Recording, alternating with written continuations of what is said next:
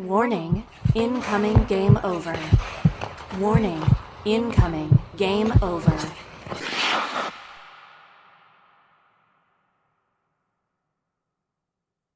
All right, there we go. Now it's working. It appears to be working, Lauren. We appear to be live. Oh, excellent. Yeah, so I've got a setup in the fireside chat overlay, which, for those who don't know, it is going to be a show that we're debuting later on. It's going to be a casual weekly chat between two people in the Game Over Network, just talking about, whatever story sticks out to them during the week. It'll probably be different people every single week.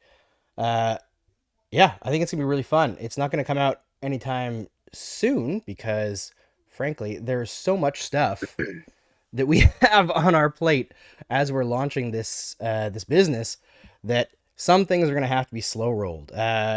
Game On is starting tomorrow, which is super exciting. The Montreal, I think Edmonton, and the Hockey General one have already gone live today. But we have a lot of people to train. I think we have something like 30 people now in the company, 31. And there's a lot of people to get to know and a lot of people to, hang out with and work with. It's going to be a really fun time. But it's pretty crazy right now. I don't know how you guys are feeling with the start of the season. I see there's some folks in the stream chat. Oh, Kay is here. Welcome, Kay. And I see Mike and Austin are here as well. So it's our Game Over folks who are watching before participating. They'll probably jump on later.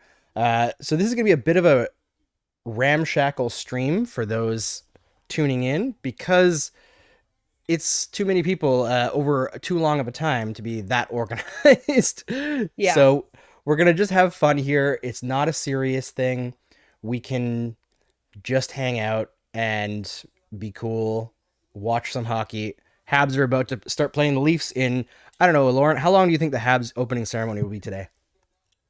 At least 25 minutes. Yeah.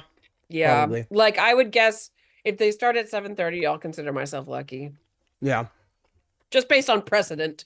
Because by the time they're like, it's this player, yay, and this player, yay, and this tradition, and this, and this. And that's one of the good things. What's one of the incredible things about Montreal as a franchise is that you guys do so much good with your like legacy people and your traditions and all of that. And I hate to say it, but one of the things that my dad really loves about the Habs, which is unfortunate, is the fact that, first of all, you honor all of your past people very well and the history and everything on top of that.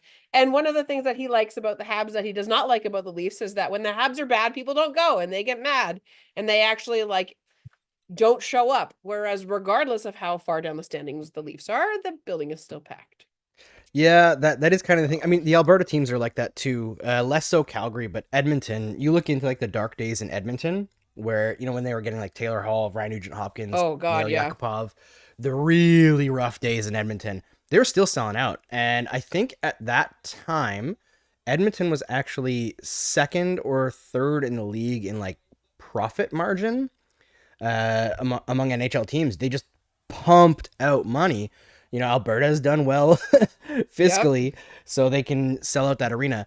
For those in the stream chat, I hope the levels are okay. We haven't done this in a while, so if we have anything that needs to be adjusted, please don't feel shy about telling us. I can't listen to the stream live without it doubling in my ear, so as you do, let us know. We're going to be here all game long, chatting about stuff. Lauren, what's your expectations for the game? What are my expectations? What are my hopes? I expect that it will be back and forth. I expect that Arbor Xhekaj will fuck up at least one of the Leafs. I expect that Montreal will score first because of course. And I hope that the Leafs win for the second year in a row. Is it only 2 years in a row? It feels like the Leafs have won this game. I don't remember what happened 2 years ago, but I know last year you and I did a stream and I remember winning that game.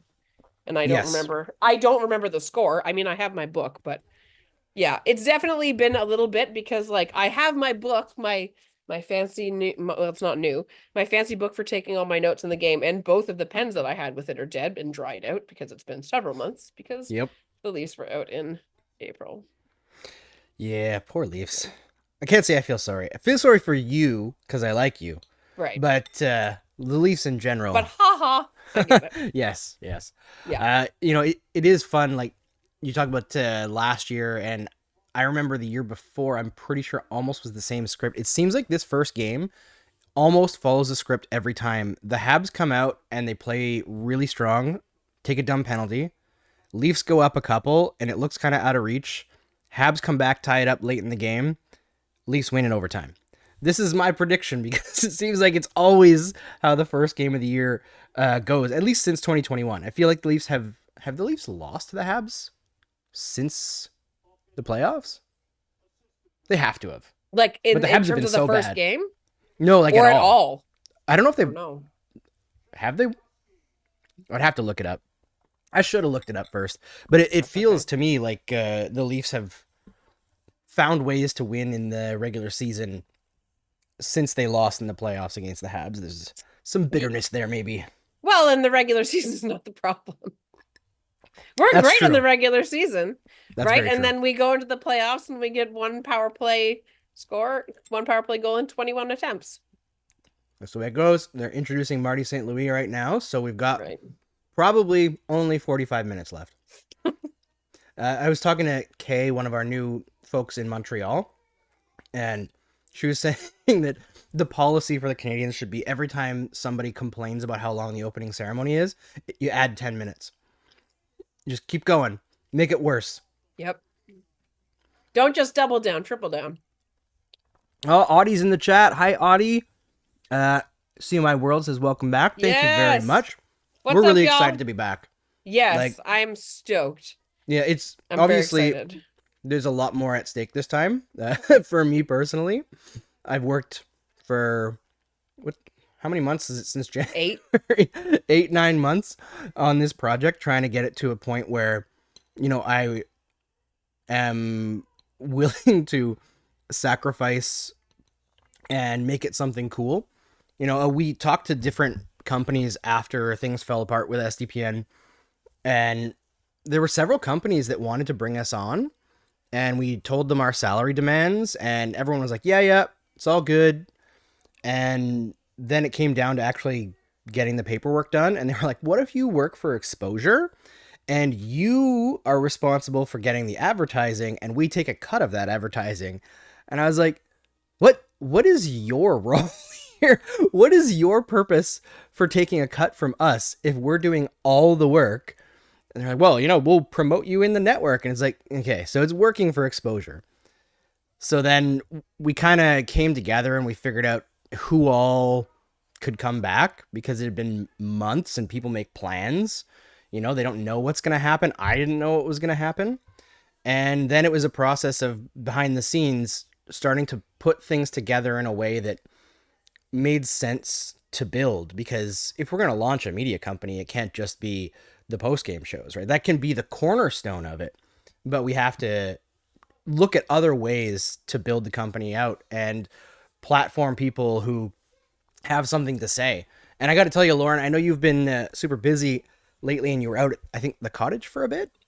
Yeah, I was out for a weekend and my phone was misplaced. So Fun times. But Yep. just seeing, like, putting people that we had before at Game Over in positions where they have a little bit more freedom and a little bit more ability to create and own what they're doing, already it's like jaw-dropping to see how much talent we have in the organization. And then we brought in all these other people like Kevin Laramé, who's been a professional producer for TVA. We've got Daphne Malbouf, who works for RDS, Maxime Van Hoot, all on the Hyperdrive Hockey flagship show that we've launched. That's going to be super fun. I kind of have this idea in my head that there's this weird barrier between French and English media, and people in English Canada miss out on a lot of the great talent that's in the Francophone side. So I thought, why not platform some people on that side of the media who are looking for an extra bit of work there? and allow them to flex their muscles in a different language, and then kind of, every province has its own flavor, right? And kind of export that to the rest of Canada. And long term, I have like very big goals, but short term is just about creating things that other people haven't done and haven't seen, and creating a whole structure for the company that like creates a cycle where it's building all of us by building the whole kind of thing. And it's been amazing to watch people like Kaya, Maud, Charlie just create these amazing, amazing assets. The intro and outro that Charlie made, unbelievable. Maud on all of the social media assets, and Kaya and the cutting clips and the creativity and the fun. Like there's been a couple times where I've had moments where I've tried to record like bits of content over the summer, but I get too emotional every time, and I'm like, I can't post a TikTok of me crying talking about Maud and Kaya being the best. That's not the thing. I mean, you could. I'm sure could. some people would like to see you cry, Andrew. Let's be real. I'm sure, but I feel like people would think it's a little bit insincere maybe, but I find also since becoming a parent, like my ability to hold back emotions is lower. Anger, good, but like sad or like nostalgic, like memory and thinking about things gets me a lot more than it ever used to. But kids do it. Kids do that. I hope that doesn't get worse, because I already have I have a wide emotional range. The problem is if I'm not between a 3 and a 7, I'm crying. If I get too happy or sad, I'm crying. Yeah. So, I'm like, movies kill me now. Like any movie that, like Inside Out 2. Do you see that? Right. I have not. Oh no, my but God. the first Inside Out was like just, rip open my chest and pull out my still beating heart. Yes. And the first Inside Out, when I first watched it, I was like, it was okay. I liked it. And then after I had kids, I watched it again. And I remember like vividly when Riley runs away and like Goofball Island collapses. And I was like, oh my God, this is devastating. And I just like broke down. It took me like an hour after the movie to like calm down, recomport myself. I was just thinking like my kids, when they get older, the goofball is going to be like, it's gone. They won't want to do that stuff anymore. It's hard to think about. It is. Meanwhile, I'm like, oh my God, Bing Bong is dissolving in the chasm of sadness. And I'm like, it's not good. Yeah, Bing Bong was not fair. Oh, yeah. Take her to the stars for me. Go away. So bad. Also, I'm just going to warn you, normally when I do Game Over, my lovely wife and all of the cats are in another room. And I'm not going to subject my wife and my fur children to that for 3.5 hours. So my apologies if a cat starts clawing at me and I start yelling. There was a cat that already jumped up past this, and luckily it was out of frame. But I'm just going to let you know. Although if they do show up, I will introduce them. But yeah, don't worry, because I've got 2 children who are probably going to come down here and cause ruckus. So are we going to stream throughout the whole game? Yeah, I mean, people can pop in and out. There will probably be times where I turn my camera off and go to the bathroom or something. But normally I'm like a habitual note taker, and if I have a really hard time paying attention to 2 things, so yeah, I have a hard time. Like if we're talking and I'm trying to write something down, I'll just write down what you're saying, which does not help the stream later. Yeah, it's okay. I mean, what it'll probably do, because we're already talking, we can even like plan out the stream live. Kind of a spoiler, but we won't talk about what we're actually going to say. People will have a hint just from watching the game. Nick Suzuki's out there. Yep. So if they're already introducing Suzuki, they're going pretty quick. 7:16. It's going for an all-time Habs record. Fastest opening ceremony of all time. I'm jinxing it. They're all out there. Yep. None of the Leafs are. Sebastian's kid Hendrix is saying hello. Hello, Hendrix. And Seb says he's the same way since becoming a parent. Yeah, when you have kids, like, your tear ducts get, like, hyperactivated or something. It's just the emotion. I mean, I guess if you are a good parent, I guess some parents aren't. But, yeah, it's crazy, how much it affects you emotionally. And Also this year has been pretty nuts for me, as I'm sure anybody who has tuned in before can see now. I'm looking a little different. You're a little And thin. A little yeah. thin. So, full disclosure, I haven't really talked about this too much, but since we're kind of talking about, this what we're doing here and the structure of the company, I knew for a while beforehand, but I got officially diagnosed with ADHD in March. And so being able to understand some of the things in my life that have driven certain results and get a hold on that has allowed me to, and I guess extra time from not having a job at the start anyway, has allowed me to get a lot more exercise in and stop snacking as much, and have lost a fair amount of myself. But yeah, there's just been a lot that I've been doing over this past 9 months, which is weird for not having a real job. Hey, Charlie's here. Hey, am And I fucking up the setup yeah, here? but you know It's It's what? okay. That's It's okay. Just leave it, Andrew, because I can take off because I'm gonna have dinner in a second and then I'll watch the game so Okay. that at least I can be super informed about the game. All right, then I will say edit undo. All right, yeah, whoever can Perfect. just flip off their camera too. Yeah, and- no worries. I got you. Nice to see you, Sounds good. Charlie. Excellent job on the surprise things that y'all will see later. Not today, but later. Welcome. Happy to see you, bud. I'm gonna hop off, get some Yeah. pizza, and I will see y'all later at Game Over head to head against Montreal. Peace. Later, Lord. Ooh. There's Charlie. Charlie, I was just talking about you, man. The I'm intros and so outros. like red in this lighting. I gotta fix that. I gotta fix my lighting before tomorrow's show.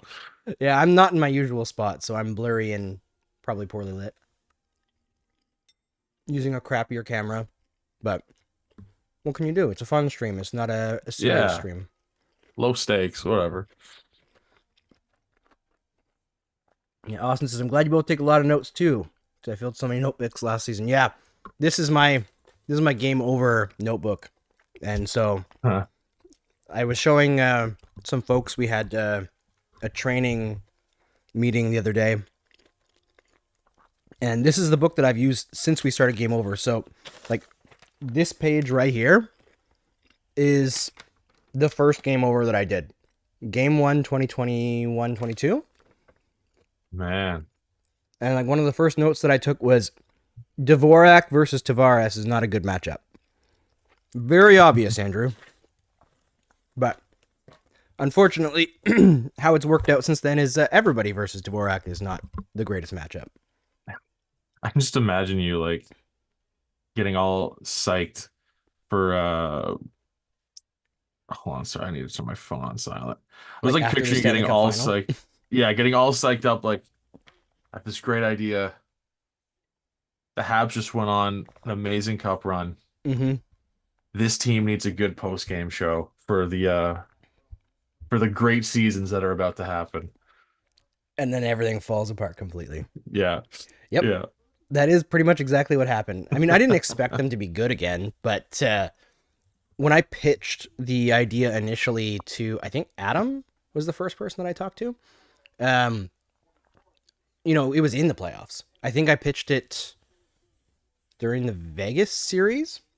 So, you're Right. thinking about that and you're looking at during COVID, there was a max of 3,000 people allowed at the Bell Center at the time. So I was looking around and you see, just seems like nobody knows where to go after the game. And you saw HFTV here in Montreal also got popular around the same time because they had a great idea to just go down to the Bell Center and kind of be part of the community. And they've been wildly successful. They're awesome, those guys. And also raise a lot of money for great initiatives. They're really good people. But my thought was just, we don't have anything, like the Yeah. major media corporations in Canada don't really do televised post-game shows. They copied us when we did it at SDPN and started making a Leafs one. But for the most part, it was just left to radio, and radio call-in we shows all are not know- great. Yeah, we all know the quality of post-game shows on the radio. We do, and they're not great. So I thought, let's make something better that's more focused on,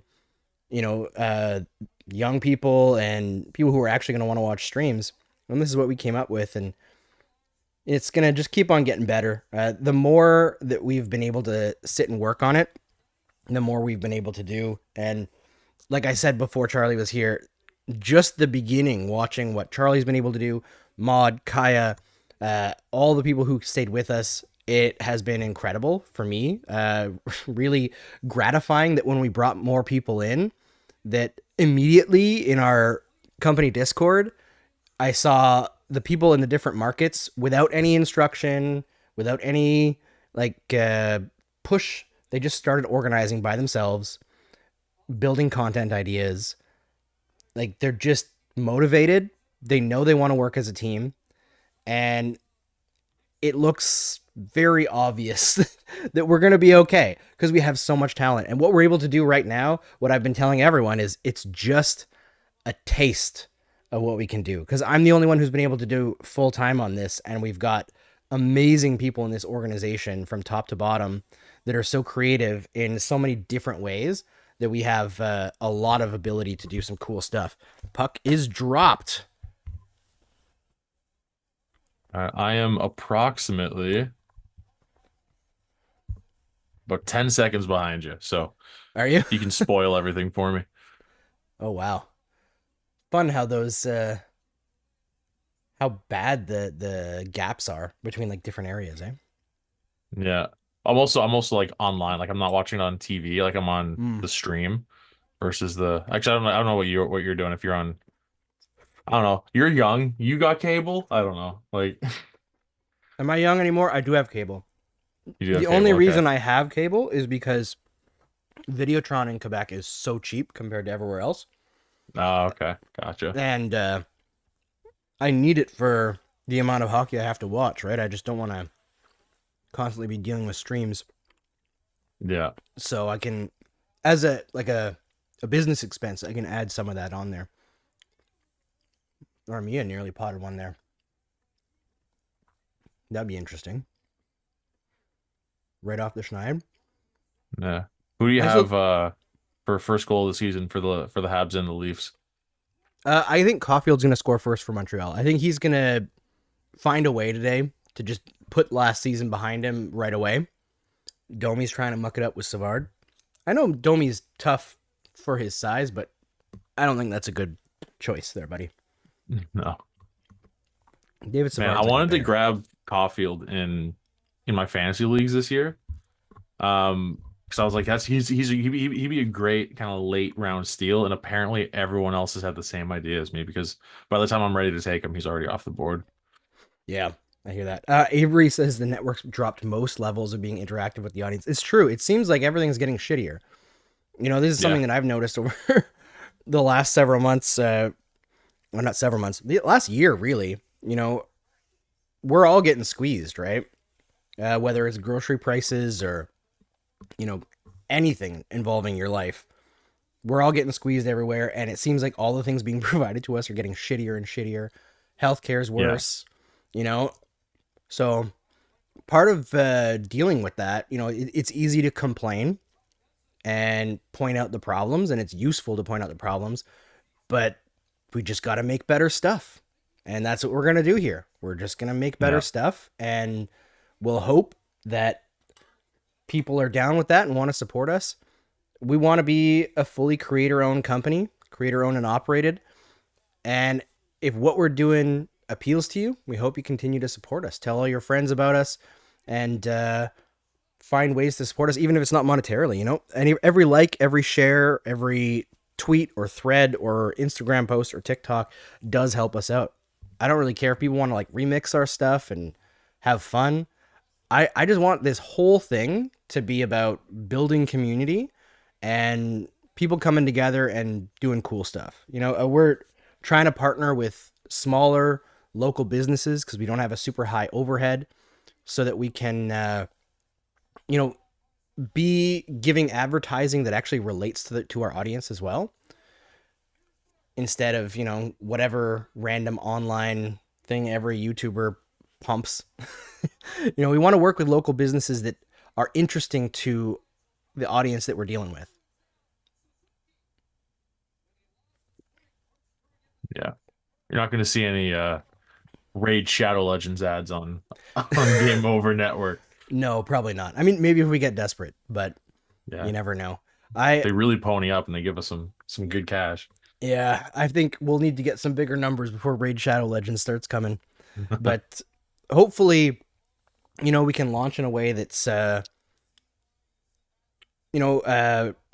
showing some growth right away, and we can parlay that into building some relationships that'll last a really long time.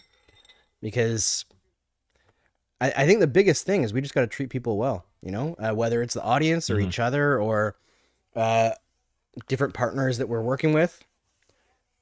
It's just got to be lead with kindness when we can, Same thing I teach the kids. All right. No, nothing doing on the Habs power play. I don't think they scored one all preseason. It was like 0 for. Man.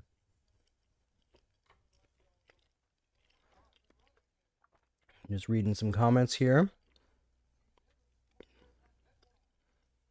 Avery says, this level of succeeding independent media in many ways didn't exist 15, 20 years ago. This is a great time for it. I agree. I mean, I was talking to Sarah Sivian earlier today. I saw that she is going indie on Substack. And I know how scary it is. And I told her, I'm proud of her because I honestly think the more of us that do go indie, the better. It might be tougher for audiences. It's not as centralized, but the way that the industry is built with 3 companies basically owning everything in Canada, it's not sustainable. And it's every couple weeks there's mass layoffs. We can't be doing this anymore. Everybody's doing 6 jobs, and because of that, the product's getting crappier. Did you see this morning, Charlie? They had multiple post-media institutions posting a fake story that Jagmeet Singh died. No, I missed that. Okay. Yeah. Like the Edmonton Journal, and that's because they're relying on AI and not humans to fact check stuff. They're just putting things through algorithms, and at the top they don't give a shit. So we give a shit. That's going to be the big thing. From the top to every single person in the company, we do give a shit. Yeah. Maybe too much of a shit, even. Maybe too much of a shit. It's concerning. I can't even start to talk about how I've put way too much time into the things that I've done so far because you're the other person in this call with me right now, and it's just not a fair comparison.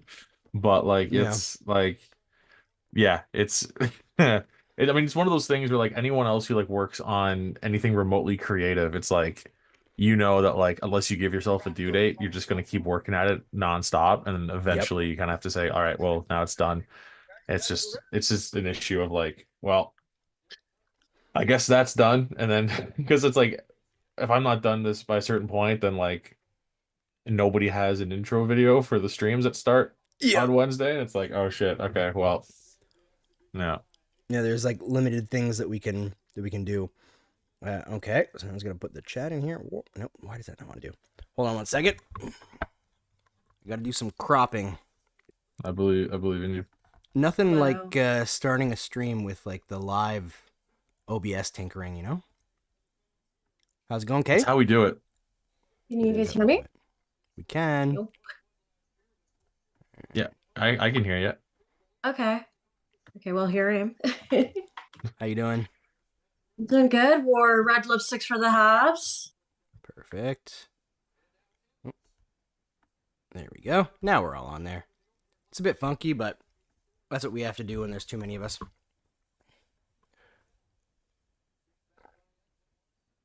Right.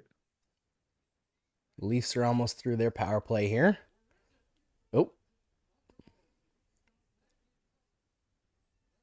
Is Josh Anderson penalty killing again? I guess they're just trying to find something for him to do, eh? It's probably too mean. I'm really hopeful. I have to be. It's to the point where I feel bad not being hopeful, so I'm going to be hopeful for him. Yeah, I get that. I don't have anything against Josh Anderson, obviously. I just don't think he's a fit on this team the way Marty wants people to play. I think I he needs agree. to be on a team that keeps it really simple, and he can just be like rambunctious, straight lines. Uh, when it comes to like being creative, I find he really, really struggles. I'm glad he's finally being played out of the top six to start with. Yes. It always feels like he started with the top six and then did the opposite of earning his way down. Do Yes. you know what I mean? It always Yeah. felt like it was like he was given the benefit of the doubt, which it's more of a meritocracy, I think is the word. Yeah, it seemed like they were really invested in getting him going. And I actually liked last year that Marty St. Louis was quite patient with people. I know people got really upset when he was really, really patient with Dodonov and when he was really, really patient with Mike Hoffman. But it makes sense to me to be patient with those guys and try to get the most out of them when you have like nothing that you're playing for. They're Yeah. not trying to necessarily make the playoffs the last couple of years, so try to get the most out of these guys. See if you can find the spark. But I think with Anderson in the top six specifically, the writing has been on the wall for a while, and they were a little bit slow to react on that one. But the decision seems to be made now. Yeah. I think that's one of those ones, especially with all the trade rumors, that will always be a what if. Yes. I think I think for the most part, I've been pretty happy with what Hughes and Gorton have done, but that's one thing that left something to be desired, I think. Yeah. It's weird that it seems like the coaching staff has been really, really patient for guys like Hoffman, Anderson, but I find they're usually quicker to react to forwards needing to be moved around than they are with defensemen. Like, I think Marty's got like a better finger on the pulse for forwards, which makes sense because he was one. Makes sense. Mhm. And the defense, I don't know if they're just more patient because they know that defense is a little bit like different, but it does seem like they're not as quick on the trigger to break up a defense pairing that's not working as opposed to a line. I think it's because there are comparatively just for like ratio wise, you just have more rookies on defense than you do. And I'm glad about that. I think glad about the patience with that. Because everybody says defensemen take longer to develop, and I think that's true. So the NHL isn't a development league until it is. Yeah. That's one of those sayings that I always... Ooh, geez. Marner almost scored there. It's one of those sayings that I always push back on because I find it's a very legacy media thing. Like, it's not a development league. But if you're not developing at all times, you're not an NHLer. You look at Nick Suzuki, it's like every game he's adding something new. The best players develop all the time. So, of course, it's a development league. Maybe not an easy development league, but that might not exist either.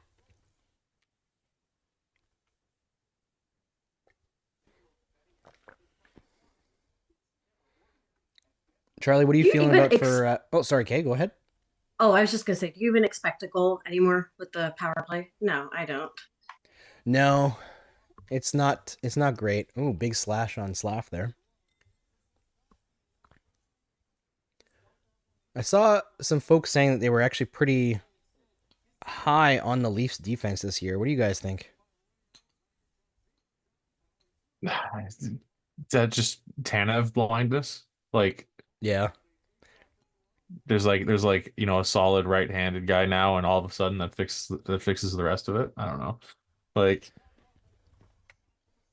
I don't know. I don't think it's a bad decor, but I'm not putting them.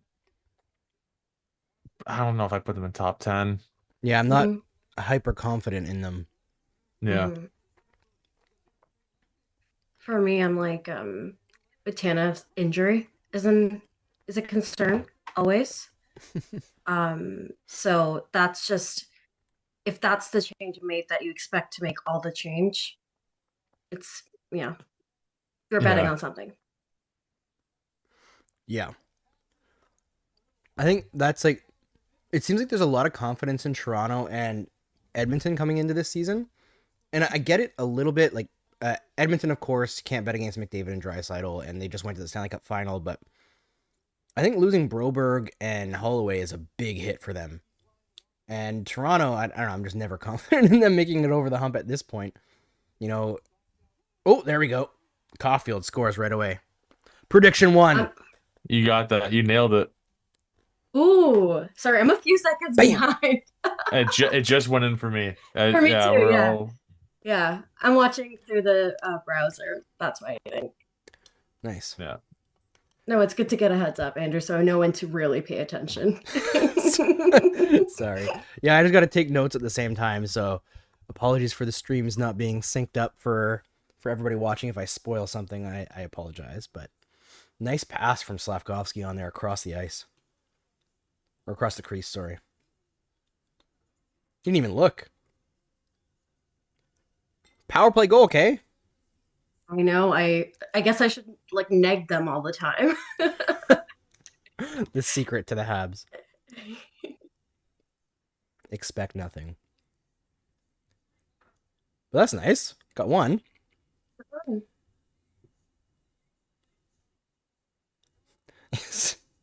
I just hope both teams lose.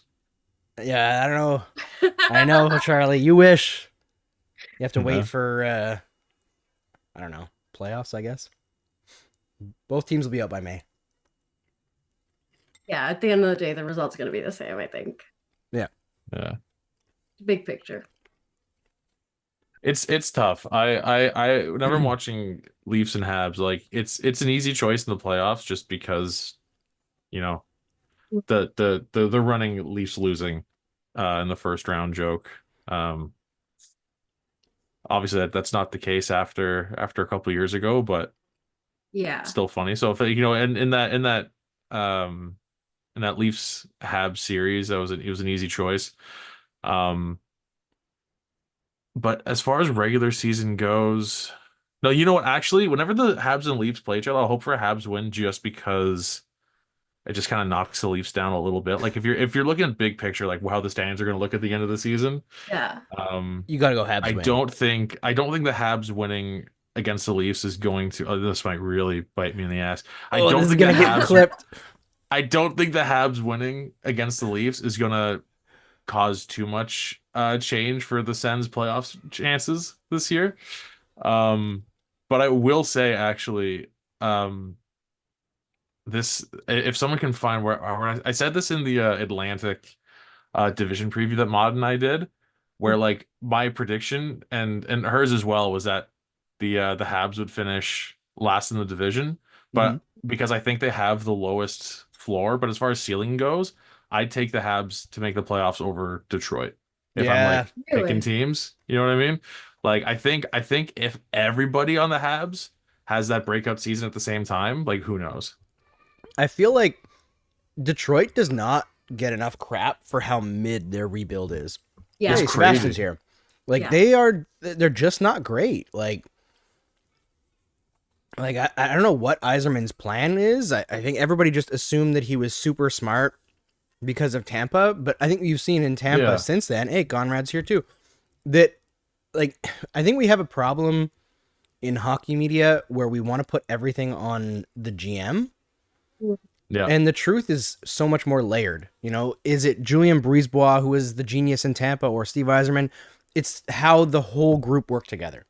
You know, from this, like the amount of fines that Tampa made through like the AHL and Syracuse and their development program there.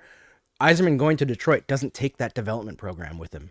You know, he can take the ideas, but he doesn't have the people. He doesn't have the infrastructure. He has to rebuild it. So this idea what year did Yzerman take over? Like, what year did Yzerman go to Tampa? Like, what year did he become GM? A while ago. Was his first draft? Was his first draft Brett Connolly? I think his first draft was Slater Cuckoo, wasn't it? That would have been 2012, I think. I feel like I remember him saying Slater Cuckoo, and I was like, yeah. What? So was first. I have him next to Brett Connolly in my head for some reason. Maybe I'm completely off. I might be so wrong. Let me look this up because I'm gonna definitely could lose be. my mind. Almost another one. Gooley almost put one in for K there. And My like, boy. hello, folks. Hello. Hey, Conrad. We also have to remember there's a lot of teams that have some pretty meddling owners. The one that Yes. team that I'm going to cover has been really accused of that recently, and you don't have to worry about that in an organization like Tampa Bay Yeah. or some of the other orgs. Like, it's always said who's really making the decisions in Toronto, who's making the decisions in Calgary. Like, that also plays into everything. Because GM Absolutely. can be replaced, an owner is, as we've seen, a little harder to replace, no matter how many times I posted in Game I Over know. chats that we Oh, needed to get rid of. I'm very aware of that. By the way, add this to the list of things that I have no business knowing that I know for some reason. In May 2010, Yzerman left the Red Wings organization to become GM of Tampa. So for some reason, Brett Connolly, I knew that was his first draft. So when you're looking at the Yzerman resume, as good as it is, there was already Stamkos, Hedman. Yeah. Now the question then is, right, because Kucherov was what, a second round pick, third round pick? I want to say second. Second round pick in 2011. Now, do you guys think that Yzerman was part of that whole, like, the GM makes that first round pick and the rest of it goes to the scouts? Because that tends to be the story for most organizations. So can we be like, yeah, Yzerman took Brett Connolly and Slater Koekkoek and the rest of the team found Kucherov? I don't know. Like, I'm not sure. I don't want to, like, okay, I don't want to, like, start a war with Red Wings fans being like, actually, Yzerman had nothing to do with the success in Tampa. But, like, I don't, like, what is his actual resume? Like, what is it that he has done? Or is Yeah. it just a matter of the team around him in Detroit sucks and he can't, like, do it by himself? Well, I think I don't it's know. a bit of both, right? Because I think rebuilds are so dependent on getting lucky. And I know that Yeah. Detroit lost at least one lottery, didn't they? Like, didn't they lose like two in a row where they were like last or second last and they moved down both? Yeah, And it's been a rough go. My housemate's a Red Wings fan, so yes, I can confirm they've moved down twice. Yeah. I think the big mistake for Yzerman is that they've started to move out of the rebuild already. That they're trying to like add like veterans and like start to Kane get and Tarasenko and Now, is Yeah, that by yeah. his choice or is that a decision forced upon him? That's a great something that you question. don't know. yeah, a team that thinks it's ready to make the jump signing Tarasenko. That's so weird. I've never seen that before. and it works out perfectly every single time, right? Yeah. That's Yeah, okay. I They'll think- just trade them to the Cup winners at the deadline. It's fine. Yeah. What Charlie was saying earlier, or was it Charlie or Conrad, about whether or not it's the meddling owner or like the second Conrad. round pick. Do you give credit to the GM or the scouting staff? I feel like unless you have specific intel, I wouldn't be giving GMs credit for any picks. Their jobs are so big. They might overrule their scouting staff. I've heard that happen a lot of times, but Right. unless it's like a top 5 pick, I would assume most GMs are there at the discussion table, but they're not the ones who are making like the final determination. I hate to make this everything about Calgary. I think Calgary may have the one exception to that rule. Yeah. Greg Conroy is a rink rat. I know before he took the GM's chair, I used to run into him scouting personally Alberta Junior Hockey League games. Nice. Like he'd be there with one of the Flames scouts. And it would just be like, oh yeah, oh hey, Connie's here. Just kind of shrug. And it was kind of accepted. And I've heard that is still somewhat the case. But as I agree, it's not commonplace whatsoever. Yeah, I remember hearing that stuff about Mark Bergevin too, where he was always on like the college hockey circuit and stuff, and Ooh, that nearly bounced in from It behind the did. goal line. very close. I'm liking Alex Barboulay. Yeah, you guys didn't need to claim Peltier. Thanks. Yeah. I thought for sure that they would, but you had mentioned, I think, Conrad, that he didn't have a great camp either, right? Atrocious camp. Honestly, his camp was how I think a lot of the Flames fans felt about Samuel Honzek early in camp. Mm. But then Honzek turned it on, and Peltier just never found that next level. It's too bad. I know Julian was constantly asking about him in Calgary, but just never found that. And him and Emile Poirier both, I think, need to find the next step, or I think they could be donning the blue, blanc, et rouge. So Yeah. I mean, Joshua Waugh didn't make the Habs out of camp here.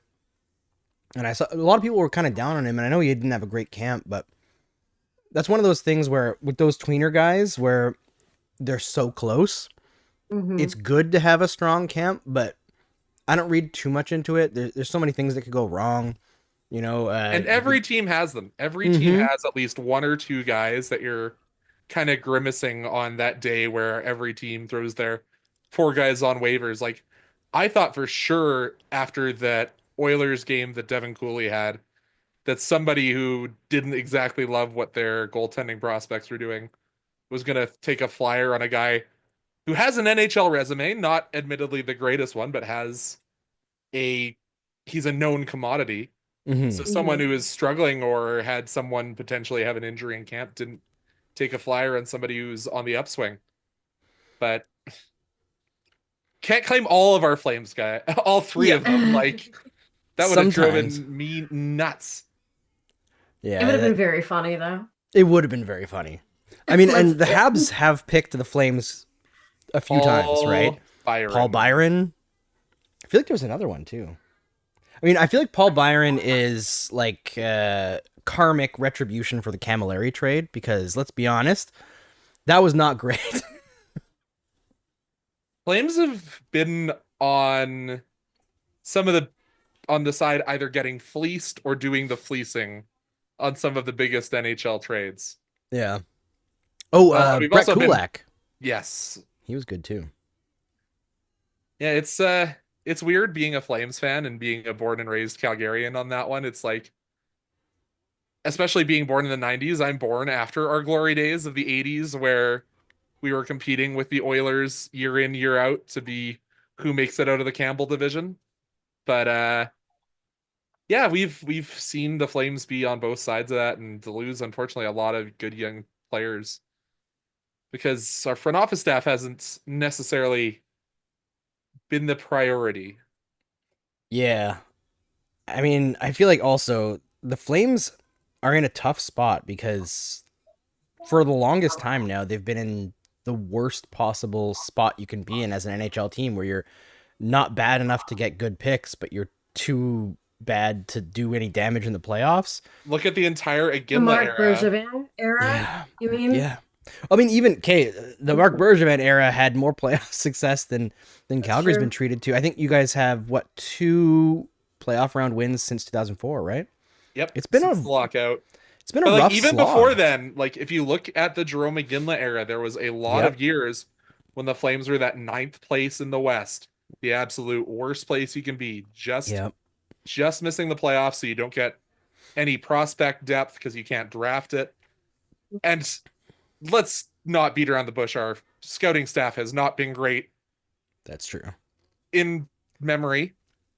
Until Chris Snow came along, and then we've hit some diamonds in the rough, and rest in peace, Chris Snow. It's been rest just in over peace. a year since we lost him. The Snow family lives across the street from me. Yeah, they're awesome people too. Like when I was working for Sportlogic, one of the first clients that I got to consult with was Chris Snow with the Flames, and getting to know him a little bit before the diagnosis is way back in like 2015, 16. So that would have been just as he got on with the Flames and started to build their internal pretty much, walls. yeah. Pretty much. And Oh, Kelsey is salt of the earth human being. And no matter how many times footballs hit my front door from that family, I will never be angry. Sorry, guys. I'm just hearing both children crying upstairs, so I'm asking if I need to jump up and help. Speaking of jumping up and help, that was a very nice attempted off the skate there from Johnny Toronto right on the doorstep. Yeah. He's so crafty. Crafty, wily vet now. It hurts me to say that. Yeah, not what he once was, but still a good player. Probably not worth that contract, but that's what happens Exactly when you what get a UFA. He's exactly what every team wants in a middle six center, though. Yes. Oh, Caulfield, nice shot. Oh, geez. That was almost on Slavkovsky's stick for a tap-in. This is shockingly going very well, and I am nervous because I feel like I'm waiting for something to happen. Yeah, I mean, I was talking to Mark because I didn't get to watch too much of the preseason. I've just been too busy building everything for this stuff, and I was asking him like, how have the Habs played in preseason? And he was like, honestly, they've been really strong at even strength. And they had the same kind of thing last year in preseason, and they started out the season, their underlying numbers were quite strong. So I'm hoping to see another improvement. I don't really care if they win significantly more games than next year, or than last year, sorry. But if we can see an improvement, especially on the defensive play and like a little bit more offense in terms of scoring chances and some goals going in, that would be great. I just want to see some progress this year. You know what I noticed in the preseason with Montreal was they from day one they involve everybody in the way that they structure their team. Whereas some teams, if there's a player out there that has no shot in hell of making it, they just throw them out. It's just another warm body. But Montreal gets these guys involved in the system from day one. So even the guys like a Machar or Beck or anybody else who wasn't expect to crack the roster this year, they were playing the way that the Habs wanted them to play. That's Yeah, actually, there's that reminds me. How did we feel about Beck? I don't know how I felt about that opening preseason for him.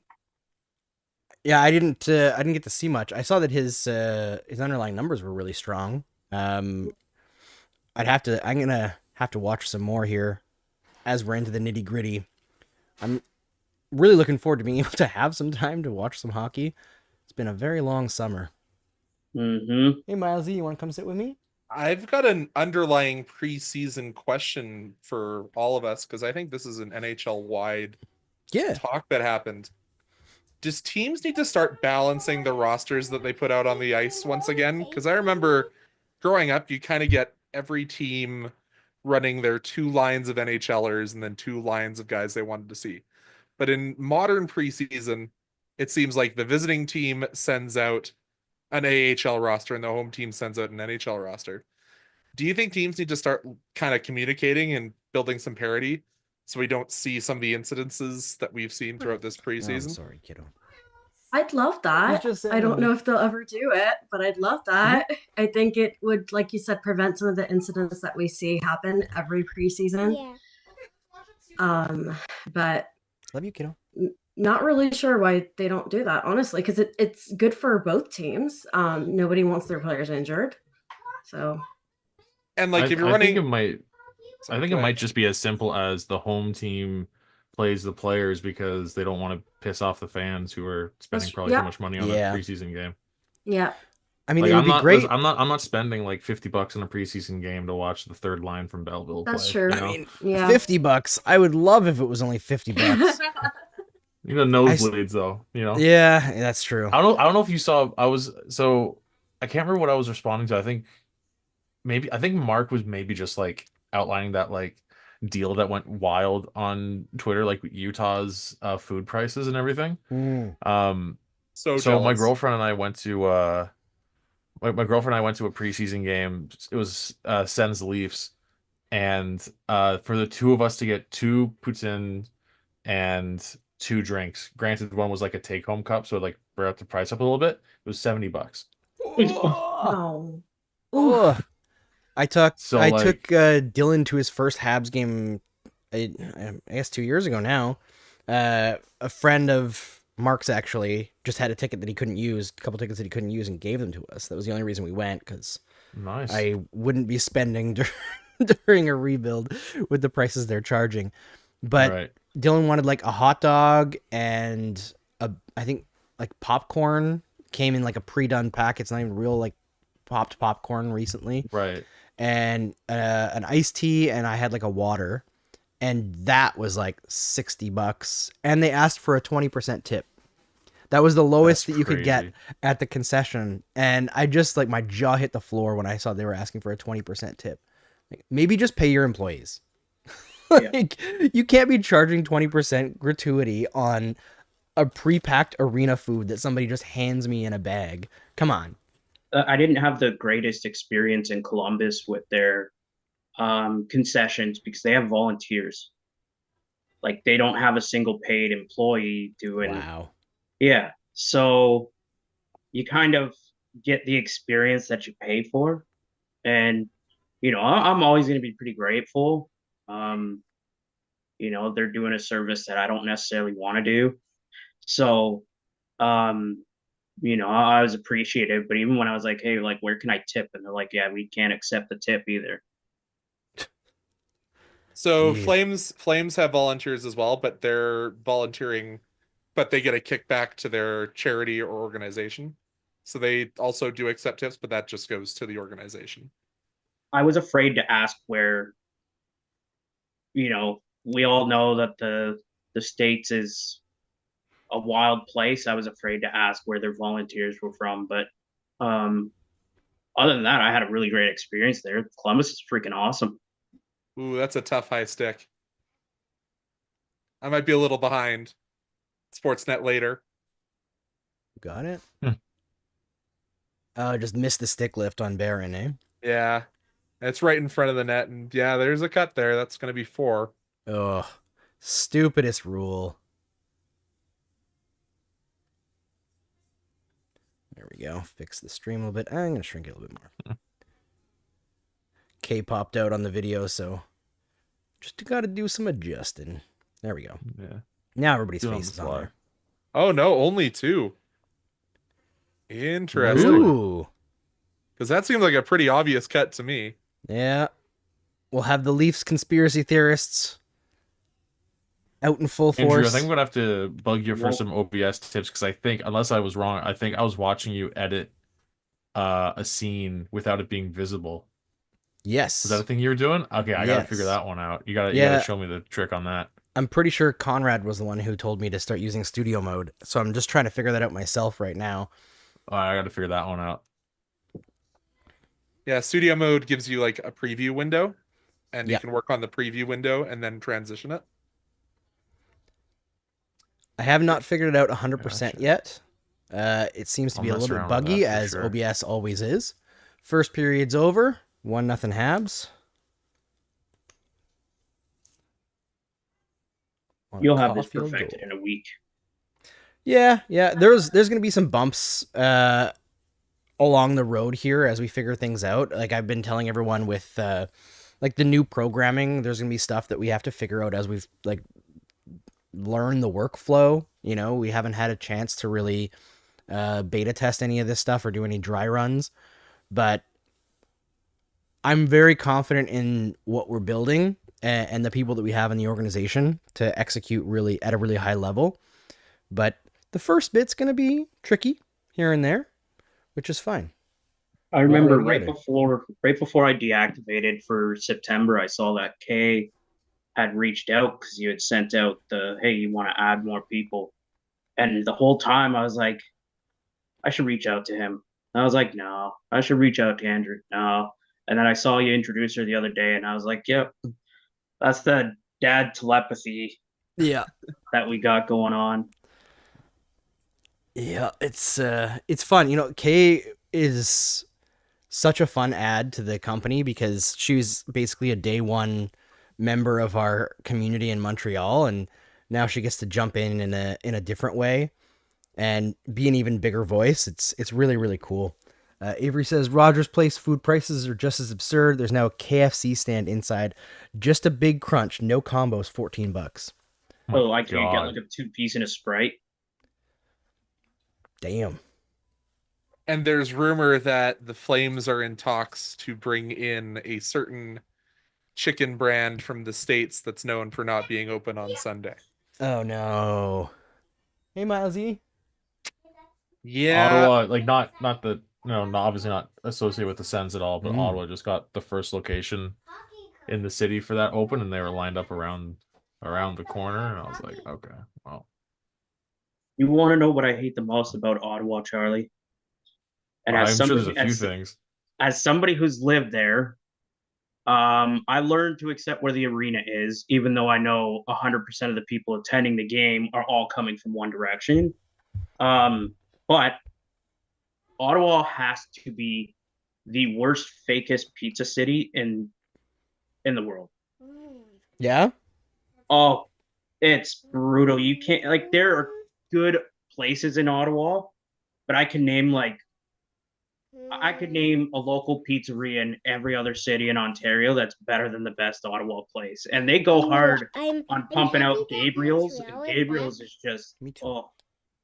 Are we gonna start like regional pizza rivalries? I know I nearly started a fight. I don't know, with man. my You ever conversation been to about the Bella cookies. Vista? What's that? You been to the Bella Vista? Have pizza from the Bella Vista? No, not yet. That's my favorite one, so we'll have to see how that goes.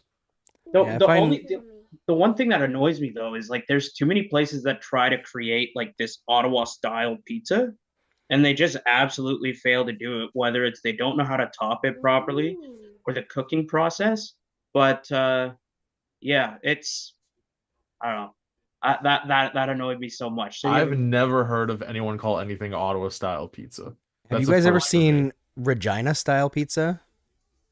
Because I grew up in Saskatchewan, so this is a thing that I know about. That Oh, people you get you really and upset Peter, about. Sasky boys, gross. Yeah, there's a place in Saskatchewan called Houston Pizza because, of course, they name it after an American city, just like Boston Pizza is Albertan.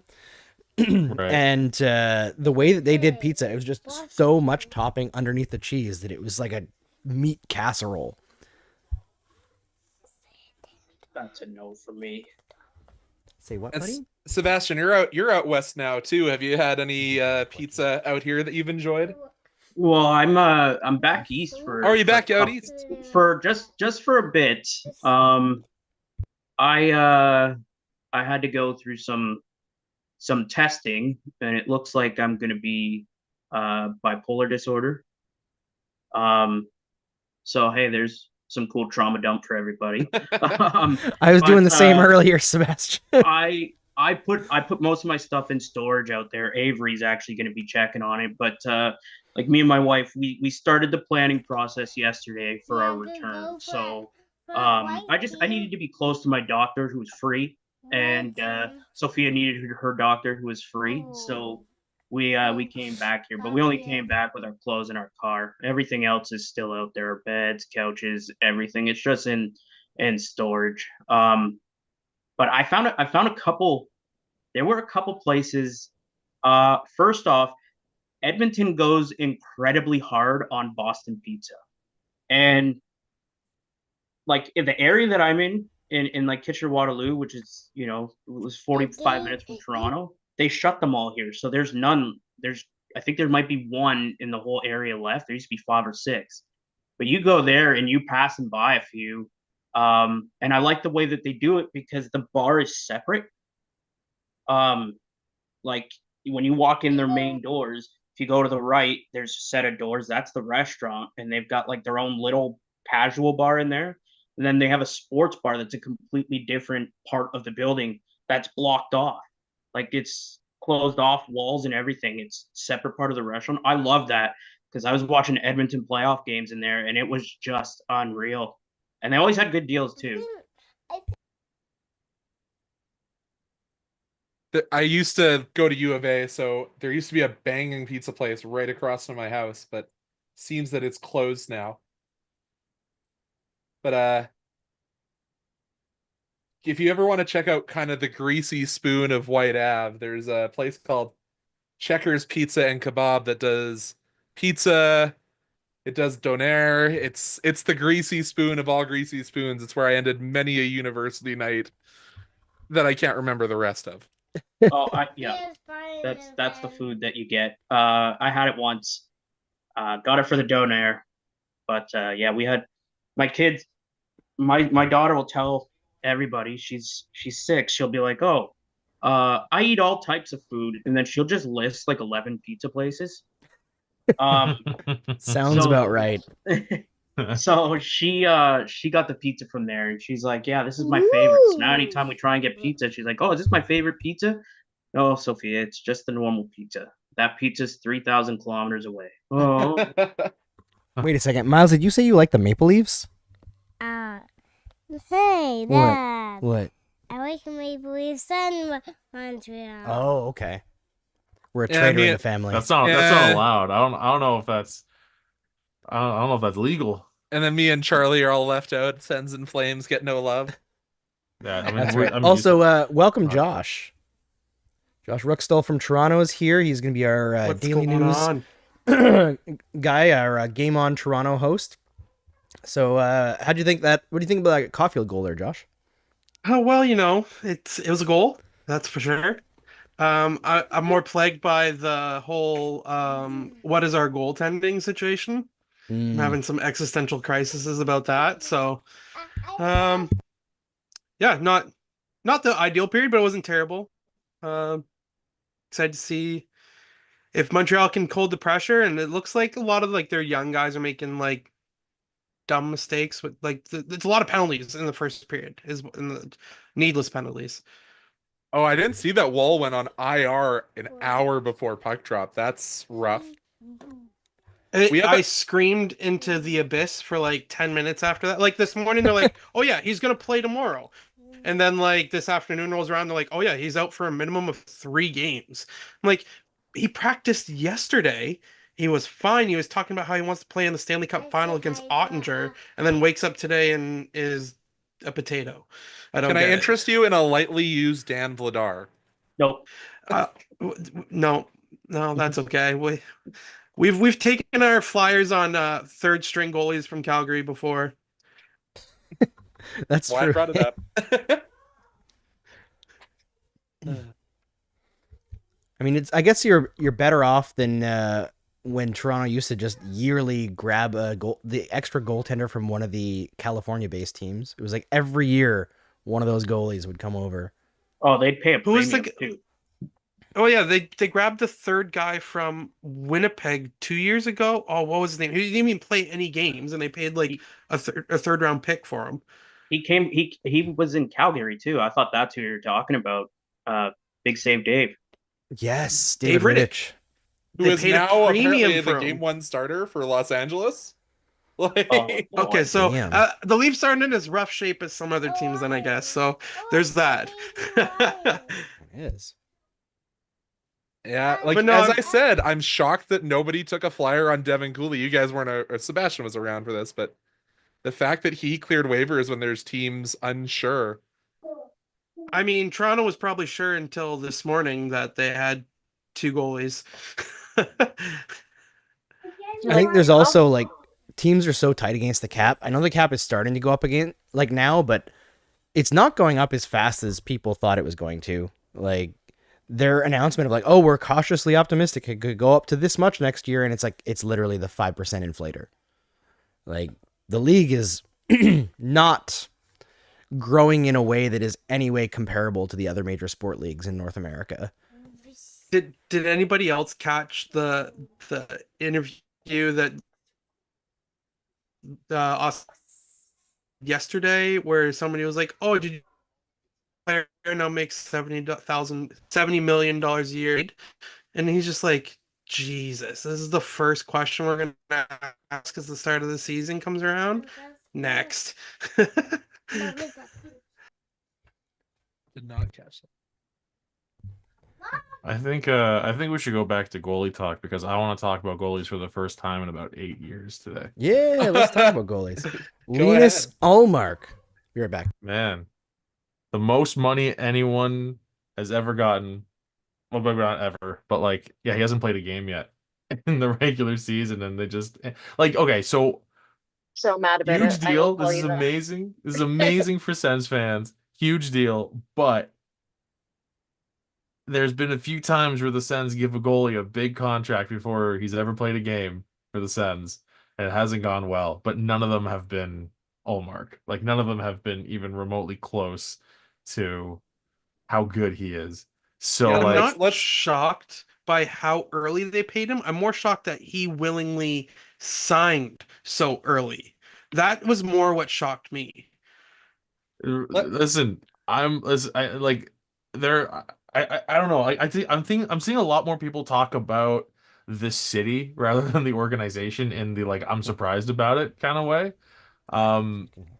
Listen, I'm not going to accuse Ottawa of like being a great late night like party kind of town. But like if you're trying to raise a family, like it's a great city. And even then, like I'm not gonna say like there are no bars in Ottawa. Like Ottawa has a fun bar scene. You just have nowhere to go. As far But as no, like NHL markets are concerned, it's definitely the like least likely to be stabbed in category for sure. it's pretty solid in that sense. Yeah, it's not too bad.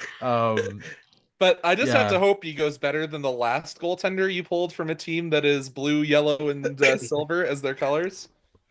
Because that Matt Murray experience in Ottawa did not go well. And that was Yeah. also another guy you signed essentially sight unseen. So, but Charlie, would you rate this as the best Ottawa Sens goaltending situation since the early days of Dominic Hasek in Ottawa?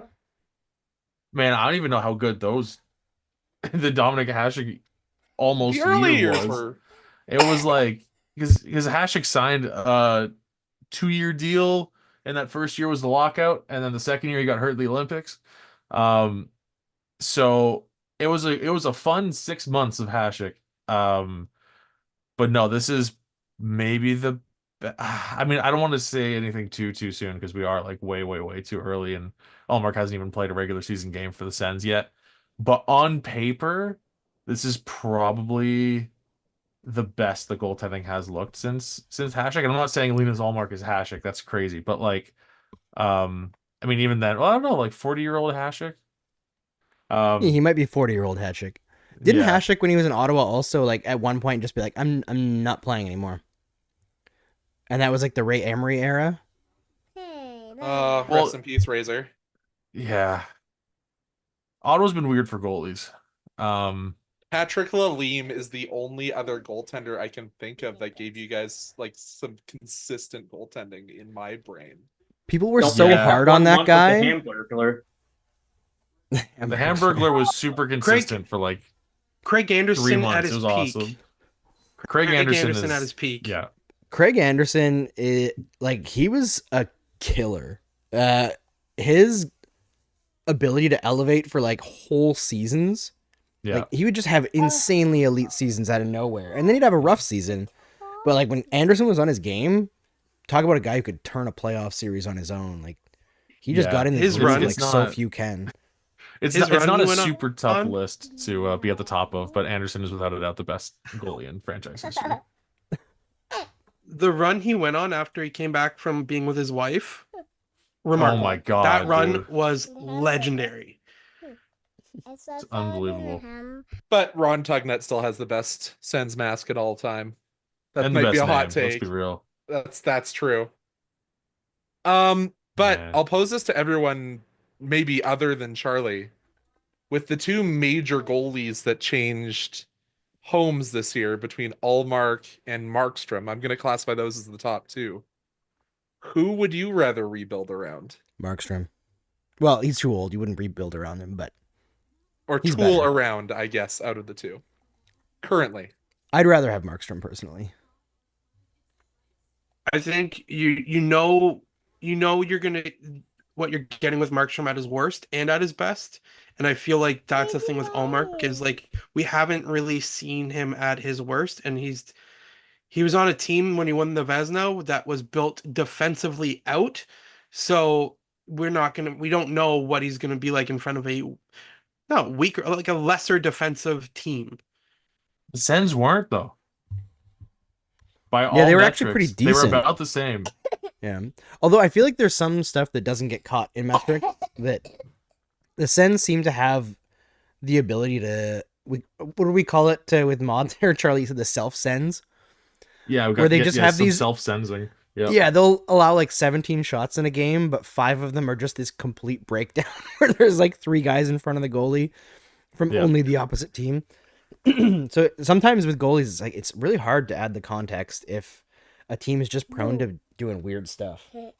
Yeah, but I will say I do find it odd how many people are saying Markstrom and saying like we know what his floor is when Allmark has had exactly 1 season with a save percentage below .913. Yeah, it's not bad. Running as a tandem. That's true too, not as a starter. Yeah, that's fair enough. And that's the biggest knock on Jeremy Swayman right now is he's never been a starter. Yeah, and it's a tough change to go. I know some goalies will tell you that they'd rather it because you like your default is that it's going to be you, so you don't have to prepare to be sitting as much. But I feel like the mental load of being a goalie for 60 games a year versus like 35 to 45 is just way more intense, and the wear and tear on your body as well. And goalie is just a weird position. You're on the team, but you're also separate from the team. And I feel like that's why goalie coaches are so important, because you actually have somebody who understands you a little bit more, but it's still a weird position. That's also why I don't understand why everybody and their dog is picking the Oilers to win the Stanley Cup, because they had a goaltender that played 82 games last season. Yep. Like, that's not something we've seen in the NHL since, let's go back to prime Mika Kiprasov taking the Flames to the Stanley Cup in 2004. Like, that is just a lot of wear and tear on one of the hardest positions to play in sports on your body. He didn't actually play 82 games, right? Yes, he did. 82, including his playoffs? No. Oh, okay. Including playoffs. I was like, he played every game of the season? No, he did get some time off, and some of that was due to an early injury. That's true, yeah. And being scratched in the playoffs. I don't know if you guys are game watching, but Pittsburgh looks rough. Oh, yeah? I'm getting it back. They are just getting completely, like, they can't touch the puck. New York's just, like, circling it around them, and their defensive zone is a liability. I think they are going to trade Sid. Sydney, come to right away. Habs. Not right away, but I look at how that contract is structured, and I know part of it is because Sid is obsessed with 87, but he put the Penguins in such a advantageous position in order to trade him. He can stay there for the rest of his career if he wants, I guess, but that team is a mess. He's going to Colorado. Depth. Yeah. He's going to Colorado. Yeah. It's not even a question of can he be pried away somewhere else. He'll play with McKinnon and win his last cup. Yes. That's the way it's going to go. My hope is that that happens next year, and then the Habs can bring him in as like an old timer when they're ready to compete in 2 years. It's not bad. He was a fan. He was a Habs fan growing up, wasn't he? Yep. Obsessed. Yeah. Well, I'm going to pop out while I do some stuff for Biz on the TNT page, but I will be back at the next intermission. See ya. See you later. And we also lost Later, Seb Josh. to go be a parent, but Yes. I'm still hung up on multiple people wanting Markstrom over Allmark. That still does not make sense. And that's not even me doing the whole, like, I love Allmark because I'm a Sens fan. Like, that's not, take that out of it completely, because I've also, like, never watched him play. I didn't watch any of his preseason games. So I've never watched him play a full game for the Sens. I'm still hung up on that. You can put this in your ear, and you can hear them. It feels like a no-brainer to me, but Hey, also guys. maybe I'm just like bad at hockey. I'm like bad at hockey stats. I don't know. I don't know. I honestly don't really have an opinion on that one, just because I have a really hard time assessing goalies. Yeah. I think like many people do. It's genuinely just so I have a weird anxiety about even like not talking about goalies, but like trying to predict like a goalie in that way. I get like really weirdly anxious about it, where I'm like, oh no, I'm gonna do something to the balance of the universe. It's just like that's not how it works, but it's just something that like I don't even know why that happens. Goalies are just weird though, because like I feel like, I don't know. I think there's like maybe 5 goalies that I feel really confident can be considerably above average every single year. And like, to me, Allmark is one of them just because of his resume, like his track record. He's been so good every year for I don't know how many years. I don't think, like, I'm not saying he's going to put up a 937 again and win the Vezina. Like, that's ridiculous. But like, I think he's one of the 5 most consistent goalies, and maybe that's just because like some of the better ones haven't been around as long as him, and so they wouldn't fit in. Like, I'm not saying he's a top 5 goalie. Consistency wise, though, like I feel like his floor is so good. Damn, what a stop. But I don't know. Damn, Andrew's imagining Allmark making saves for the Sens right now. No, Really cool. Stolarz just made it was on Dvorak, though. Barely counts. No offense, Dvorak. No, he's got a good shot. Modern day save on Eric Condra. Yeah, Allmark is pretty darn good. I feel like I also thought Korpisalo was going to work out better in Ottawa. I never believed in that. I mean, I actually just today I was like, do I have it like proof that I hated that contract? And I went to like the first episode of Game Over from last season, and Mod's like, we were talking about the offseason moves, and Mod goes, "What do you think of the Korpisalo contract?" And I was like, I don't like it at all. So I nailed that one. I killed it. Sometimes we job. get things right. Yeah, occasionally. I still. kind of feel like I'm frozen. Well, you're not frozen, buddy. It's just a delay. Sorry. I still, this is aging me a little bit, but number 41 Stolarz in net for the Leafs, it still makes me think of Michael Telquist, if anybody remembers that name. It's a bit I'm of a still in deep my cut. 20s. I don't. Thanks, Charlie. Yeah. What's it? What's that? There are phones that aren't wireless. What's going on? I've never seen that. Ooh, I'm Monty. so young. I'm so young, and I'm so full of life. I know nothing. I'm a baby. No, very often, last season Andrew and Mark would play Remember a Guy, and I would Oh, that's I cool. would not remember the guy. Yeah, remember some guys. That's Scott Matlow's favorite game, too, whenever we have him It is on. a very yeah. As is That's just- tradition. It's just a game my friends and I have way too much fun playing, just hanging out. Like, Yeah. Yeah. just I don't There's know what like it a is tweet or about something, about but that's sports what boys do when they get together. They're Pretty like, much, yeah. Just guys rattling just get off together names. and love to talk about guys. Like, Just like specifically random my people. my buddy Matt, who's been a guest on Game Over Ottawa several times. Every time we hang out, he's like, "What former Sens are in the Swiss League right now?" And we just spend like an hour looking at like Swiss League rosters. Who was it that we saw recently is playing in Zurich? We were like, "Oh, good for that guy." I felt that way about Nikolai Kulemin in Senators camp this year. I was like, still? Oh man, I didn't know he's still playing. He fell. who was it? Oh, they're not calling that trip? Zurich. Who's playing in Zurich these days? And I was like, Sometimes it's you and oh, you're good for him. tapping your foot. It's like a camera. oh, Derek Grant's in Zurich right now. But it was Rudolph Balcers. That's who it was. That's a name. Rudolph Balcers, who went to Ottawa in the Eric Carlson trade, and then was claimed off waivers by San Jose. So he went back to San Jose from Ottawa. Nice.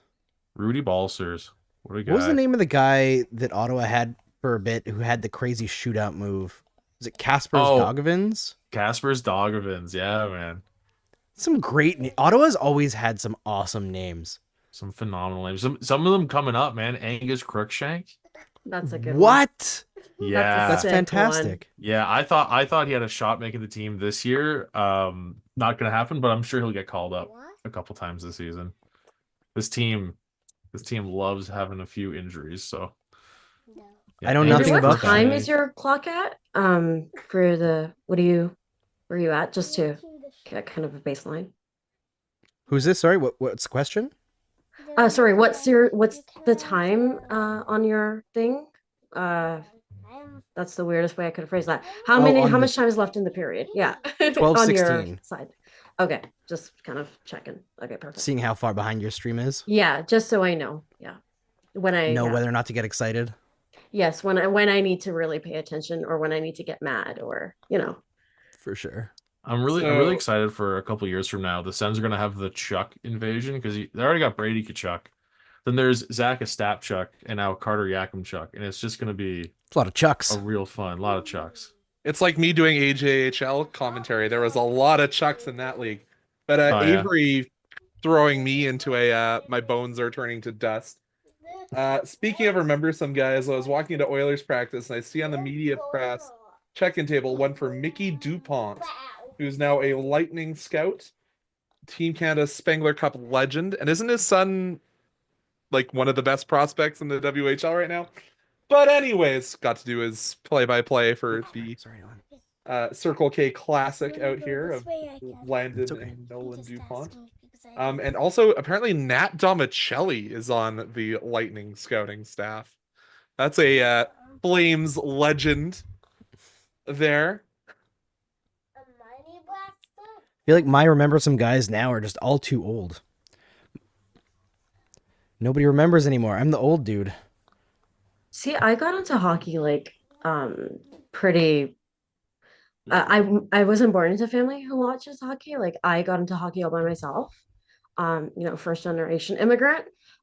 So there's like a lot of these names that everybody's like, remember this guy? Like, and a lot of people seem to know the guy, and I'm like, haha, yeah, I know that guy too.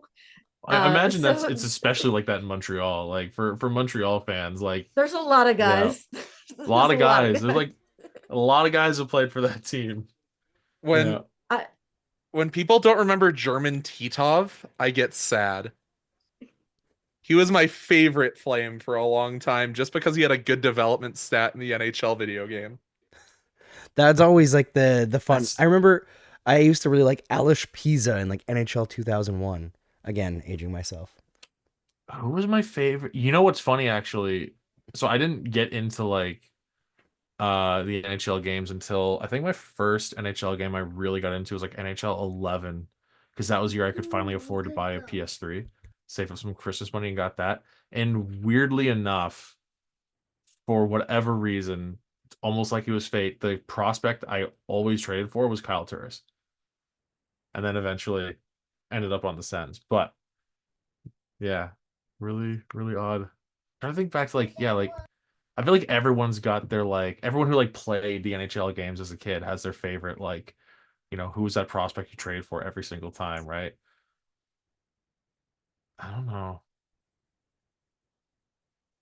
Other than that, anyone who's watching, who is your go-to prospect to trade for in in your first NHL game you got addicted You know who to? was I have always to the guy that I went also- out and got was Merrick Zvatos. He was like Oh, yeah, broken the in those speed? games. Yeah, the speed? speed. Yeah, dude.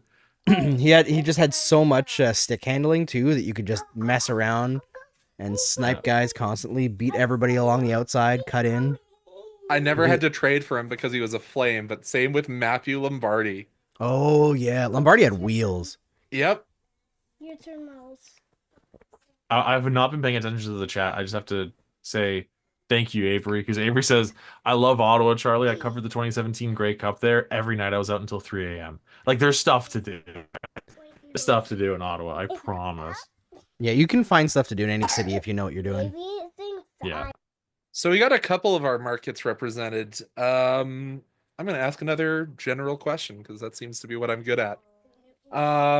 Is there one player you were surprised made it out of camp? I guess I'll start. The fact that Sam Honzek is a full-time NHLer after his abysmal futures camp over in Vancouver is a day one Flame. Like that's a huge step for Calgary Flames that I thought we weren't going to see really all that many guys get that opportunity. Did Montreal or Ottawa have that guy for you? I feel like we've got Alex Barboulay, who made the team, who was a bit of a surprise. Oliver Kapanen but also. when you look at his preseason, it makes a lot of sense. I think. Oh, 100%, yeah. But I'm actually shockingly happy with what ended up happening at our defense position in regards of who got sent down and who didn't. Like, I expected some shenanigans where it's like, why are you guys making that decision? Because there's so many decisions to make. But yeah. Oof, what is happening? For Ottawa, I'd say Matthew Highmore, but I don't know the exact issues with this. I think he might be on the team because he's injured. Like, I think that might be stopping him from being sent down. So that feels like a cop-out answer. Maybe Adam Gaudette. Like, he put up 40 goals in the AHL last year, but I'm not sure what his role is going to be on the fourth line. I don't think they're going to be putting him in too many scoring situations if he's playing with, like, Two-man Nick advantage for Cousins Montreal and here. Zach McEwen all the time. Ooh. Like I don't know what he's gonna be doing. So not sure what the plan is for Gaudette because there really isn't any room in the top 9 for him until there's an injury. So Oh, yeah, you old ass man.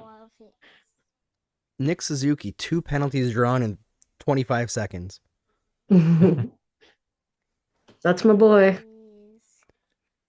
So versatile. There's 2 defensemen for the Leafs in the box, too. This is not a great situation for them. Got to score, though. Thankfully for them, it's the Habs on the other end. So you win some, Hey. you lose some, I guess. They got a power play goal tonight. They had like 30 that they that they had none on in the preseason, I believe. It was something like 30. It was insane. It was That doesn't count disgusting. anymore. You know what? Fair. Let's toss it away. Oh. Good night, guys. Kiss. Yes, you can see that. Have a good night. Do you want to say good night? Or Dylan, do you want to say good night? Good night. Good night. That was close. Hug? That was close for them to get a goal. So Very close. It was very Oh, close. Dylan, who's your favorite player? Nick Suzuki. There you go. Let's nice. go. Favorite player is Nick Suzuki. Yours too. All right, go to bed. Huggy. I love you. They're finally getting old enough that they can sit and watch a bit of hockey and not be a total distraction, which is nice. I remember that age where you get to watch the first 2 periods, and then you have to go to bed and find out the score in the morning. Yeah. I was lucky enough to convince my parents, oh, I need an alarm clock of my own, and picked one that had a radio so I could listen to the radio broadcast in my room. Genius. Smart. That's why Peter Does, Margaret's one of my favorites. Does everyone have a I guess I'm not sure if Kay can answer this because you mentioned how like you're like the first like person in your family to get into hockey at like what age, like how far into like how old were you when you first were like, oh man, hockey is awesome? For me personally, Yeah. I came to Canada when I was 9 or 8. And I got into it at the Olympics, actually, Vancouver 2010, I think that was. Okay. I think that's when I was like, oh, this is sick. Let's just Okay. So let's okay, so choose a in life that of pain. case, so okay, that's young enough that you were like, you know, negotiating a bedtime, I guess, for hockey. Like, does anyone remember like do the rest of you remember the first like Stanley Cup you watched being awarded? Because like for me, I remember like the first year that my dad was like, okay, yeah, you can stay up. I remember because it was 93. Oh, And okay. that was like, that's an indelible memory for me. I remember Patrick Waugh going around with the cup saying, I'm going to Disneyland in every camera. And everyone was super confused. And then found out years later that he was paid like millions of dollars by Disney to That's show such a that in him every camera. moment. I know. It's so ridiculous. And I feel like not something that Disney would ever pay an NHLer to do today. Because No. I feel like the league was bigger relatively back then. Oh yeah, But- like Disney doesn't even know the NHL exists right now. Like No, not at all.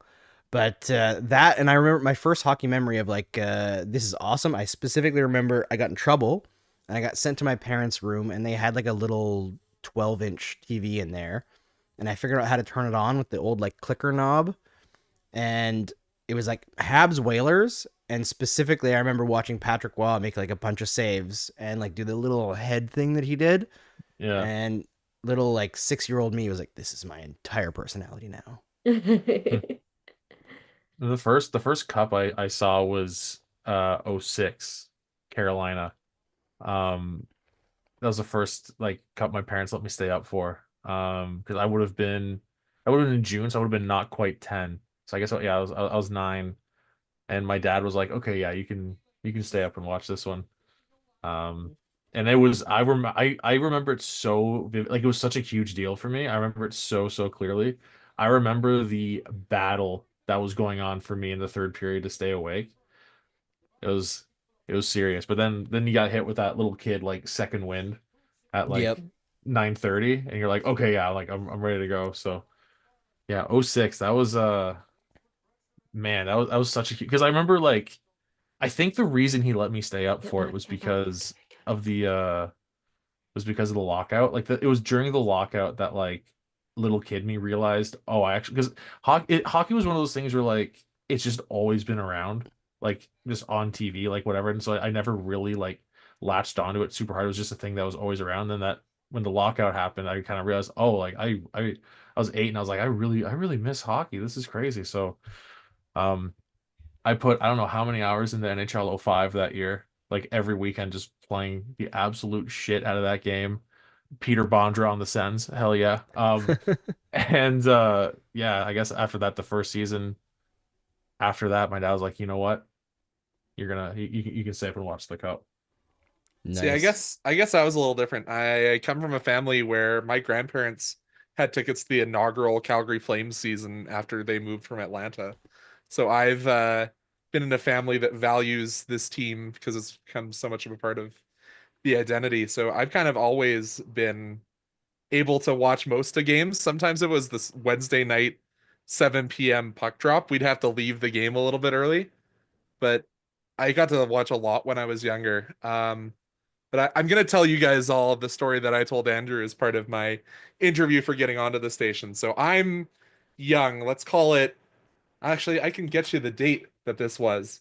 But I'm young and I have a hero. I was not always the tallest guy in my class. So I had a hero, and I'm ashamed to admit it now because of some of the things that have come out post his playing career.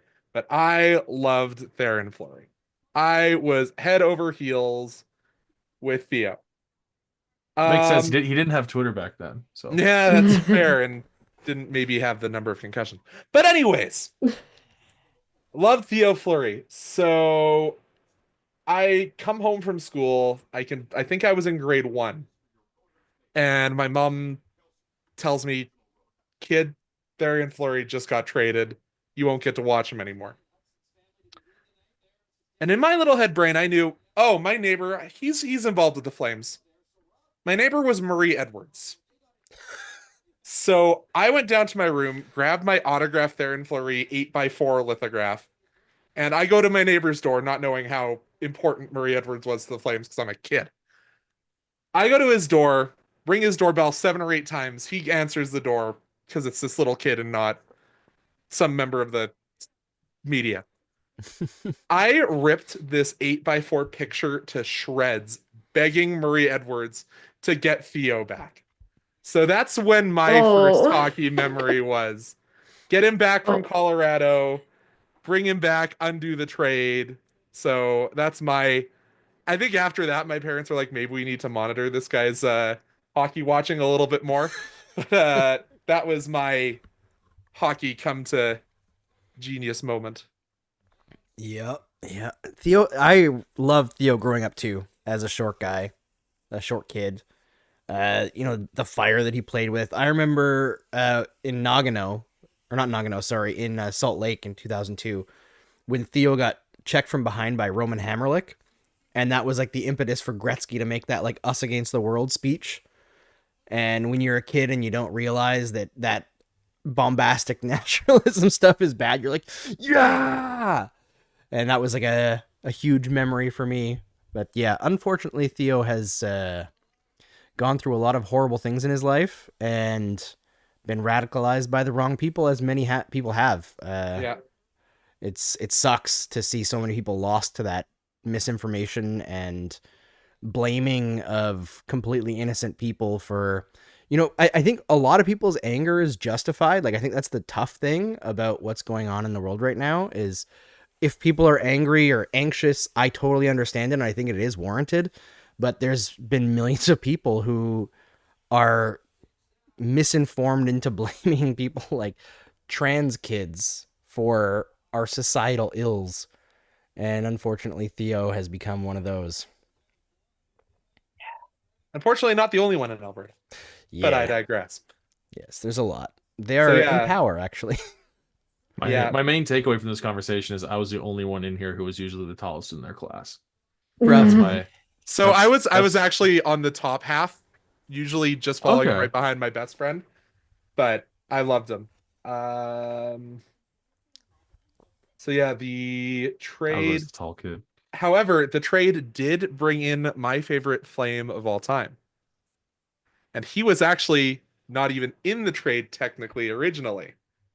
Was it a He draft made pick? no, he was future considerations. Oh my goodness.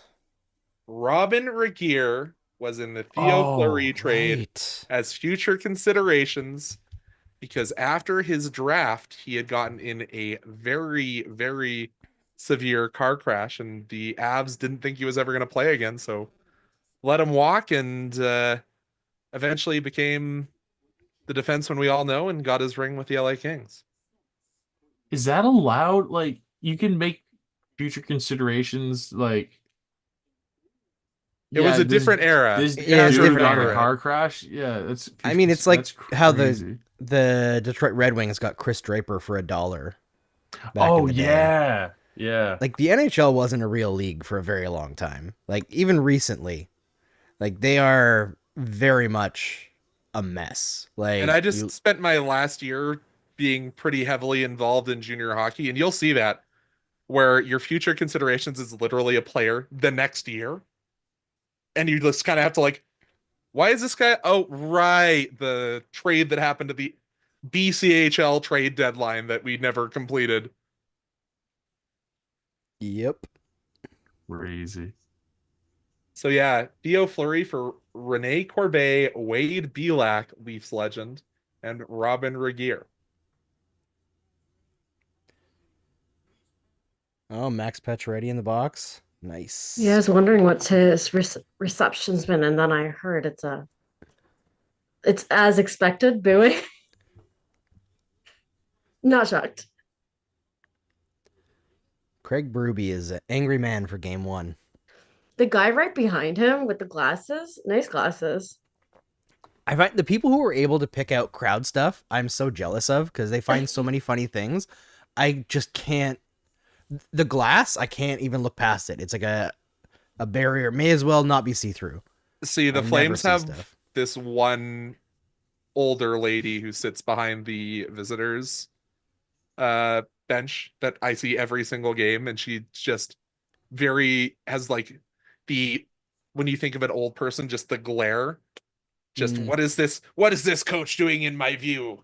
Sort of it's great. The best one that I can remember was Paul McLean in Ottawa, when there was the guy who looked exactly like him who sat behind the bench. And then I feel like other people started giving that guy tickets just to like keep him at the game. Well, and then there's obviously the story that happened in Vancouver with the med student sitting behind the glass that noticed the skin cancer. Yeah, that was incredible. Little things I like almost that. forgot There's about always that Neon story. That was Guy in wonderful. Montreal. I don't know what that guy's deal is. The neon jacket guy in Montreal. He's always there, always in that neon yellow jacket behind the net. Yeah, One of my friends was just saying that she, out of the corner of her eye, she'll see him and think that that's the goal horn going off. And I was like, so true. Toddler posting, I think. Oof, that was nearly a nice cross ice pass. Man, I'm really enjoying watching Hudson's little shimmy shakes. He's just... Do you think Marty will eventually put him on the first power play, Andrew, or do you think that's not happening? I think Matheson will get a lot of space to have, like, to lose that spot just because he had such a great season last year offensively. But honestly, already in this game, twice I've seen him on the power play where he has no shot and he decided to take the shot. Yeah. Who, Matheson, sorry? Yeah, Matheson. I like him, and I think people are way too harsh on him in general because he's doing a job that he's not made for. He's playing above his weight, but I agree. On the power play, he's just... I find Mike Matheson is very good at finishing plays, and if a play is like drawn up, he can contribute to the play. But when it requires like patience and creativity, he gets frustrated too quickly and just takes the shot himself. And oftentimes it ends up breaking control of the play or like ending up out of the zone. And personally, I just find it a little bit frustrating. But the dude, puts up goals. He does. Can't argue with it. He's just a little frustrating to watch. I think there's He is. not to like compare him to like Josh Anderson in any way, which anyway, sometimes it's like with Anderson, you'll see it's just like you can see the worst possible play just about to be being made. It doesn't happen as often with Matheson, but sometimes you'll look at him and go, come on. Yeah. That is definitely an Anderson thing for sure. But yeah, Matheson has those brain fart moments for sure. Not to derail the talk about after the power play, what do you guys think of Connor Bedard going for the Michigan down 2 goals against Utah last night? Love it. Why not? I mean, what is he playing for? Yeah, why not? That's fair. Like, what's he supposed to do? Pass to somebody on that team? Yeah, no. Who is he supposed to pass to? He can pass to TJ Brody. TJ Brody. Oh, God. Now, there's a guy who, you talk about like Mike Matheson being frustrating on the power play. TJ Brody is a guy who like can slot in on the power play and get tons of points, but also somehow like not be an important part of the power play. I don't know how else to describe it. He's a weird dude. It's like he's a good like connector between plays, but he's not like a dynamic playmaker. And I feel like Matheson has a little bit of that too. Whereas guys like, Quinn Hughes or Cale Makar, there might be not that huge of a point gap in a particular season between them and a guy like Matheson, but the amount that they're contributing to those points is wildly different, if that makes sense. Going back in time to when it was the Mark Giordano and TJ Brody show in Calgary, there was always, Gio has all these intangibles. He's a great leader, very physical. And then when you started talking about TJ Brody, it was like, well, he can skate. And that was about it.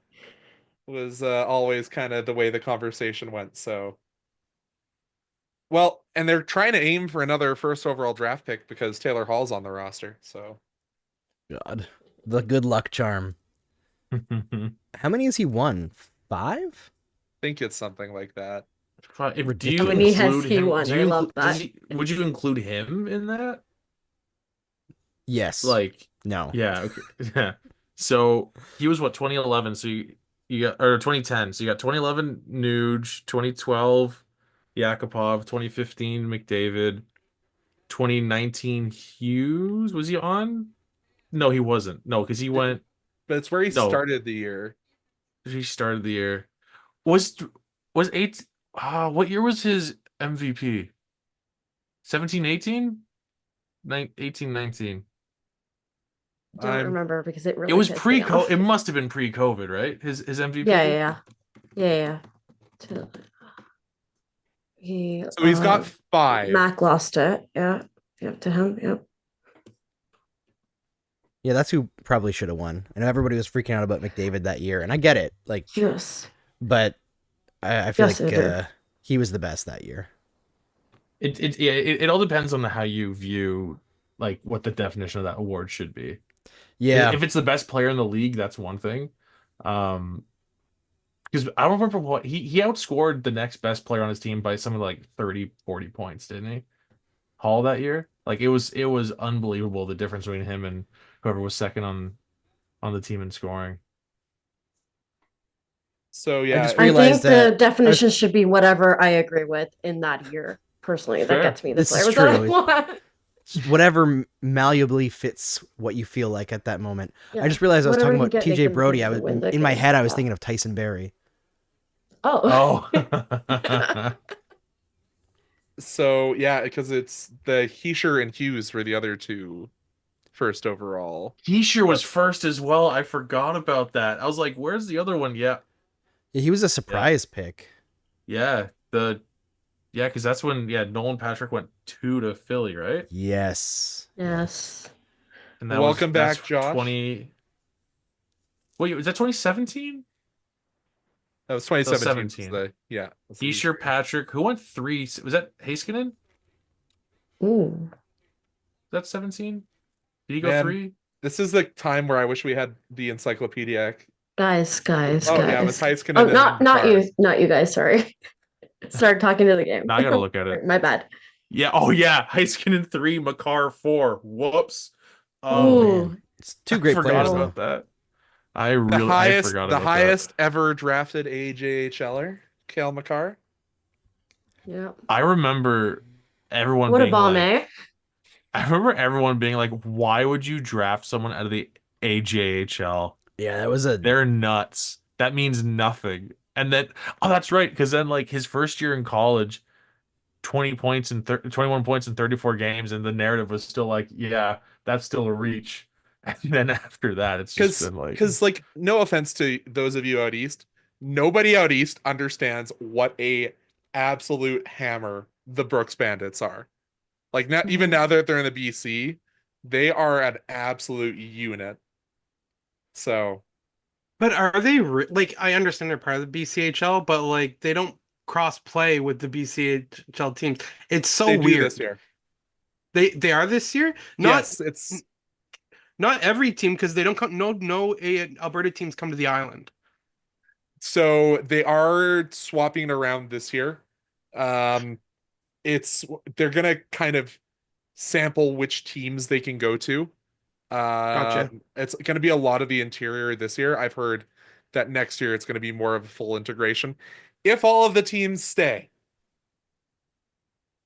I will put an umbrella on that because I don't want to name sources, but I've heard there are some looking at the financials already and saying it might not be feasible. oh my God. Okay, so this is, let me just double check that I'm not losing my mind here. I remember, oh no, maybe I'm wrong. Hold on. No, I'm just like talking nonsense. No, yeah, it is. Oh my God. So who was I talking to about this on Game Over? It was a crossover episode. It might have been on an episode with Mark or something. Anyway, I remember I was talking to somebody about how crazy it was that Dallas got Heiskanen and Robertson in the same draft. I forgot that Ottinger was also a late first round pick. yeah. Oh my God, That's yeah. absurd. Dallas has one of the weirdest like drafting results of any team, because if you look at, like, people talk about their drafting being amazing, and if you look at their rate of hits, it's actually quite low, but every hit is like Wyatt Johnson, Jason Robertson, Miro Heiskanen, and it's these killer hits. But I think they just take really big swings, and some of them don't work out. And the ones that Jason do, Robertson was a second rounder. yeah, He Yeah. fell. yeah. But there are Imagine getting teams. Jason Robertson the second round when you get friggin' Heiskanen and Ottinger in the first. Like, That's a draft you build your career on. But yeah, oh my Dallas God. is lauded for taking these big swings. But then you look at a team like Vancouver, who have taken big swings and missed badly for an era and a half. So I guess it is a risk reward, right? Because what was it? Who ran that index where if the Canucks had just taken the next one? the next of best available player, how their draft would be going. Oh, I can't remember who it was that used to run that. But like, just according to NHL Central Scouting, you take the next best available player and it would have supremely out-talented the whole scouting department for Vancouver. Oh, It's impressive. scouting's Anyway, hard, man. folks, I'm gonna Yeah. bounce. Have a good rest of the stream. And I'll talk to you guys all a whole bunch all season long, I'm guessing. So Great. It was talk nice to to you meet guys you. later. Nice hanging out. Yeah. Yeah. See ya. While we talk about draft swings and misses, you'd be remiss to talk about the 3 consecutive picks Boston had in the 2015 draft, where they just Jake DeBrusk is the only one that is an NHL. Who are And the like other you look ones? who Do you got, remember? yeah, I got it right here. It's Jacob Zaboral, Jake DeBrusk, and Zach Senyshyn. And then right after those 3 picks was Matt Barzal, Kyle Connor, Thomas Chabot, and then Hot a couple Bacho. and then Brock Nice. Besser, Konechny, all went after him as well. Yeah. There's always that And one don't when you ask look at Calgary it. Flames fans about their return for Jerome McGinley. Just don't do it. But I mean, it's just like, how can you get 3 consecutives that you miss on? I don't want to say missed on Jake DeBrusk, but I wouldn't classify him as a first round player. When it comes to like drafts and like misses, I always think of Logan Stankoven for many reasons that year. But I think like he was a really big Habs fan. He really wanted to be drafted there. And every time we play the Stars, and I'm an Avs fan too, so I have to see the Stars a lot. And it's Stankoven, and every single time I'm like, that's a very often I have moments where I'm like, Mark Berkshire, man. And that's one of those moments too. Yeah. And that's like me watching Cale Makar. I'm just like, Cale, why did you sign long term?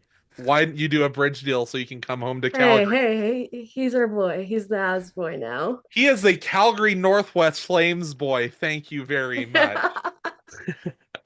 I mean, and also I'd be remiss in not saying that the Toronto Maple Leafs definitely, aside from home runs of Matthews, Marner, and Nylander, have missed pretty much. I mean, they don't generally keep their first round picks, but their first round Can picks you end really up like, classify Timothy Liljegren as a miss though? Like that's a solid everyday NHLer. He's maybe not the ceiling you want, but that's a guy who's When was he a drafted? Like, what was body. his draft position? 17th. Like that's a pretty solid.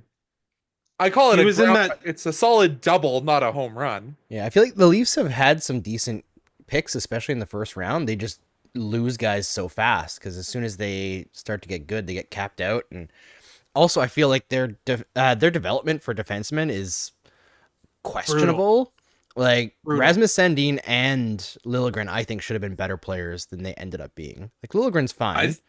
I blame COVID for Liljegren's development, but Yeah. it's hard when you look at Liljegren, but then you also see after them Jake Otten, like needs that were drafted versus taking what they deemed the best player was available. Yeah. So speaking of that defensive development, so I know we have some Oilers fans in the chat. The Oilers were supposed to have this big development of guys around Evan Bouchard who are NHL ready. And I look at their lineup on D and I just look at so many question marks. It's not great. Like, how does this go from an organization where that was supposed to be their depth in the system to running Ekholm, Nurse, Kulak as your left-hand side of the D? Yeah, it's And, pretty like, rough. Evan Bouchard, the Bouch bomb is great, but then your second pairing right-handed D is Ty Emberson, and then your PTO, Travis Dermott. Like, they're gonna have to outscore their issues once again. Yeah, If it's any going to be team's tough. built to do it, it's a team with Matthews at the top, you know? McDavid at the top, you mean? Yes. Oh, my bad. Yes. Sorry. David. I know I said Travis Dermott and you can think Leafs, but no, he's now in the other blue team. Yeah. At I'll the always root start for of every Dermott after season? the Pride tape thing where he actually That's true. forced the NHL to change. I still That is find very like true. do you remember there was talk last year about like, oh, Connor McDavid is going to do it, and then he didn't. Well, That- he had it on his knob for the I- warm up. He Like, did, but you know, if you're Connor McDavid, I feel like you could make a bigger statement. And I know he actually is, like, he does give a shit about Yeah. the queer community and stuff. But I would like to see guys like McDavid feel like they can stand up in a bigger way. And I wish that I would have seen more of that after Travis Dermott, because he actually was risking something. You know, like McDavid standing up doesn't risk anything. His contract's not going anywhere, but Travis Dermott was on the edge of continuing to be an NHLer and still did it. So I have like endless respect for him. Mm-hmm. Mm-hmm. hell, But even I- if My somebody on favorite that- former Leafs. I gotta tell everyone we're gonna have to cut the stream in a few minutes. Number one, because I should probably prepare for the show that we're gonna do right after with Lauren. But also my computer is about to die, and I tried to grab my charge cord, but it is taped to the floor because otherwise it goes underneath my rolly chair by the desk. So I'm not willing to pull that up before right now. we end it, I need to talk about that Joel Armia non-call because that was egregious. I honestly wasn't paying enough attention to be able to have an opinion about it. It looked to It me was- like it was enough of the Leaf player getting in the way of Armia trying to cut to the inside that they decided it was like coincidental interference. But he realized he couldn't get past him and then hooked the arm over his head and like Yanked him collared down. him. Yeah, he collared him. And unfortunately, that happens all the time in hockey because you get beat and you got to take a piece, right? I mean, I think- if I were a Leafs fan, I'd be honestly, that kills the Habs momentum to have a power play. So frankly, it's if we We've get a scored on power the power play play. and that one time, then we had a 5-on-3 and we did absolutely nothing with it. Very true. That was a rough one. That was a rough one. This game has given a lot of thought for tomorrow's game on video for sure on what I'm going to dive into as the let's see it better from there. Yeah, it's gonna be fun to see what everybody comes up with for like the slightly different, like there's a general structure for these game on shows, but we're trying to give everybody a little bit of freedom to add their own personal touch, and I'm excited to see what it looks like. I think what it looks like this week is going to be very different than what things look like at the end of the year, and that's really exciting. I think the cool thing with Game On is like we can use it as a setup like on game days for Game Over. So Yep. we go over like, okay, this is the lineup for today. These are the changes. These are what I think of the changes. We should look at the power play because they're not doing well and set up the stories for Game Over to take them over for the evening. Yeah, it's going to be really fun. I think there's lots of stuff that we're going to get to do this year that's different and new and kind of bold.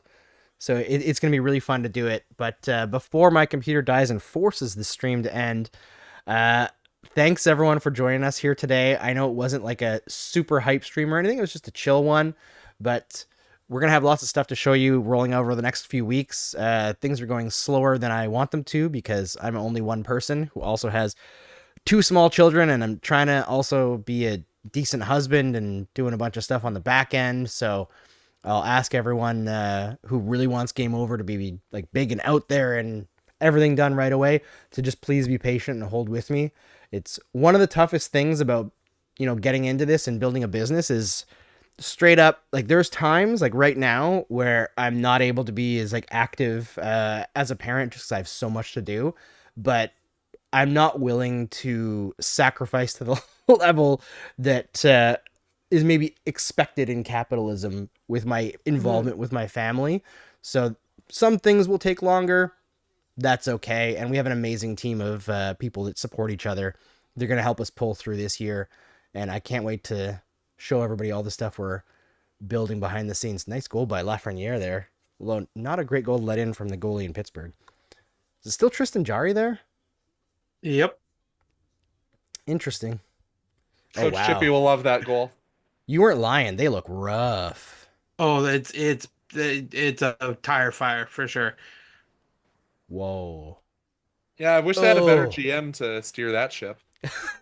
Poor Kyle Dubas. I don't know why he Guys, took I'm that gonna job. go. I gotta eat dinner. Yep. Good All right. night. Everyone, Thank thanks you, for tuning everybody. in. I'm going to Bye-bye. play the outro for everybody so that they can see what Charlie cooked up. It's really cool. And I'll close the night out with you guys later on the Vancouver stream.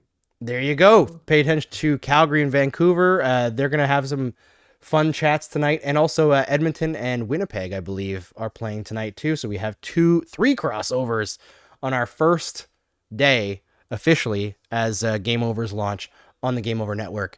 We'll see you very shortly. Bye. Bye, guys.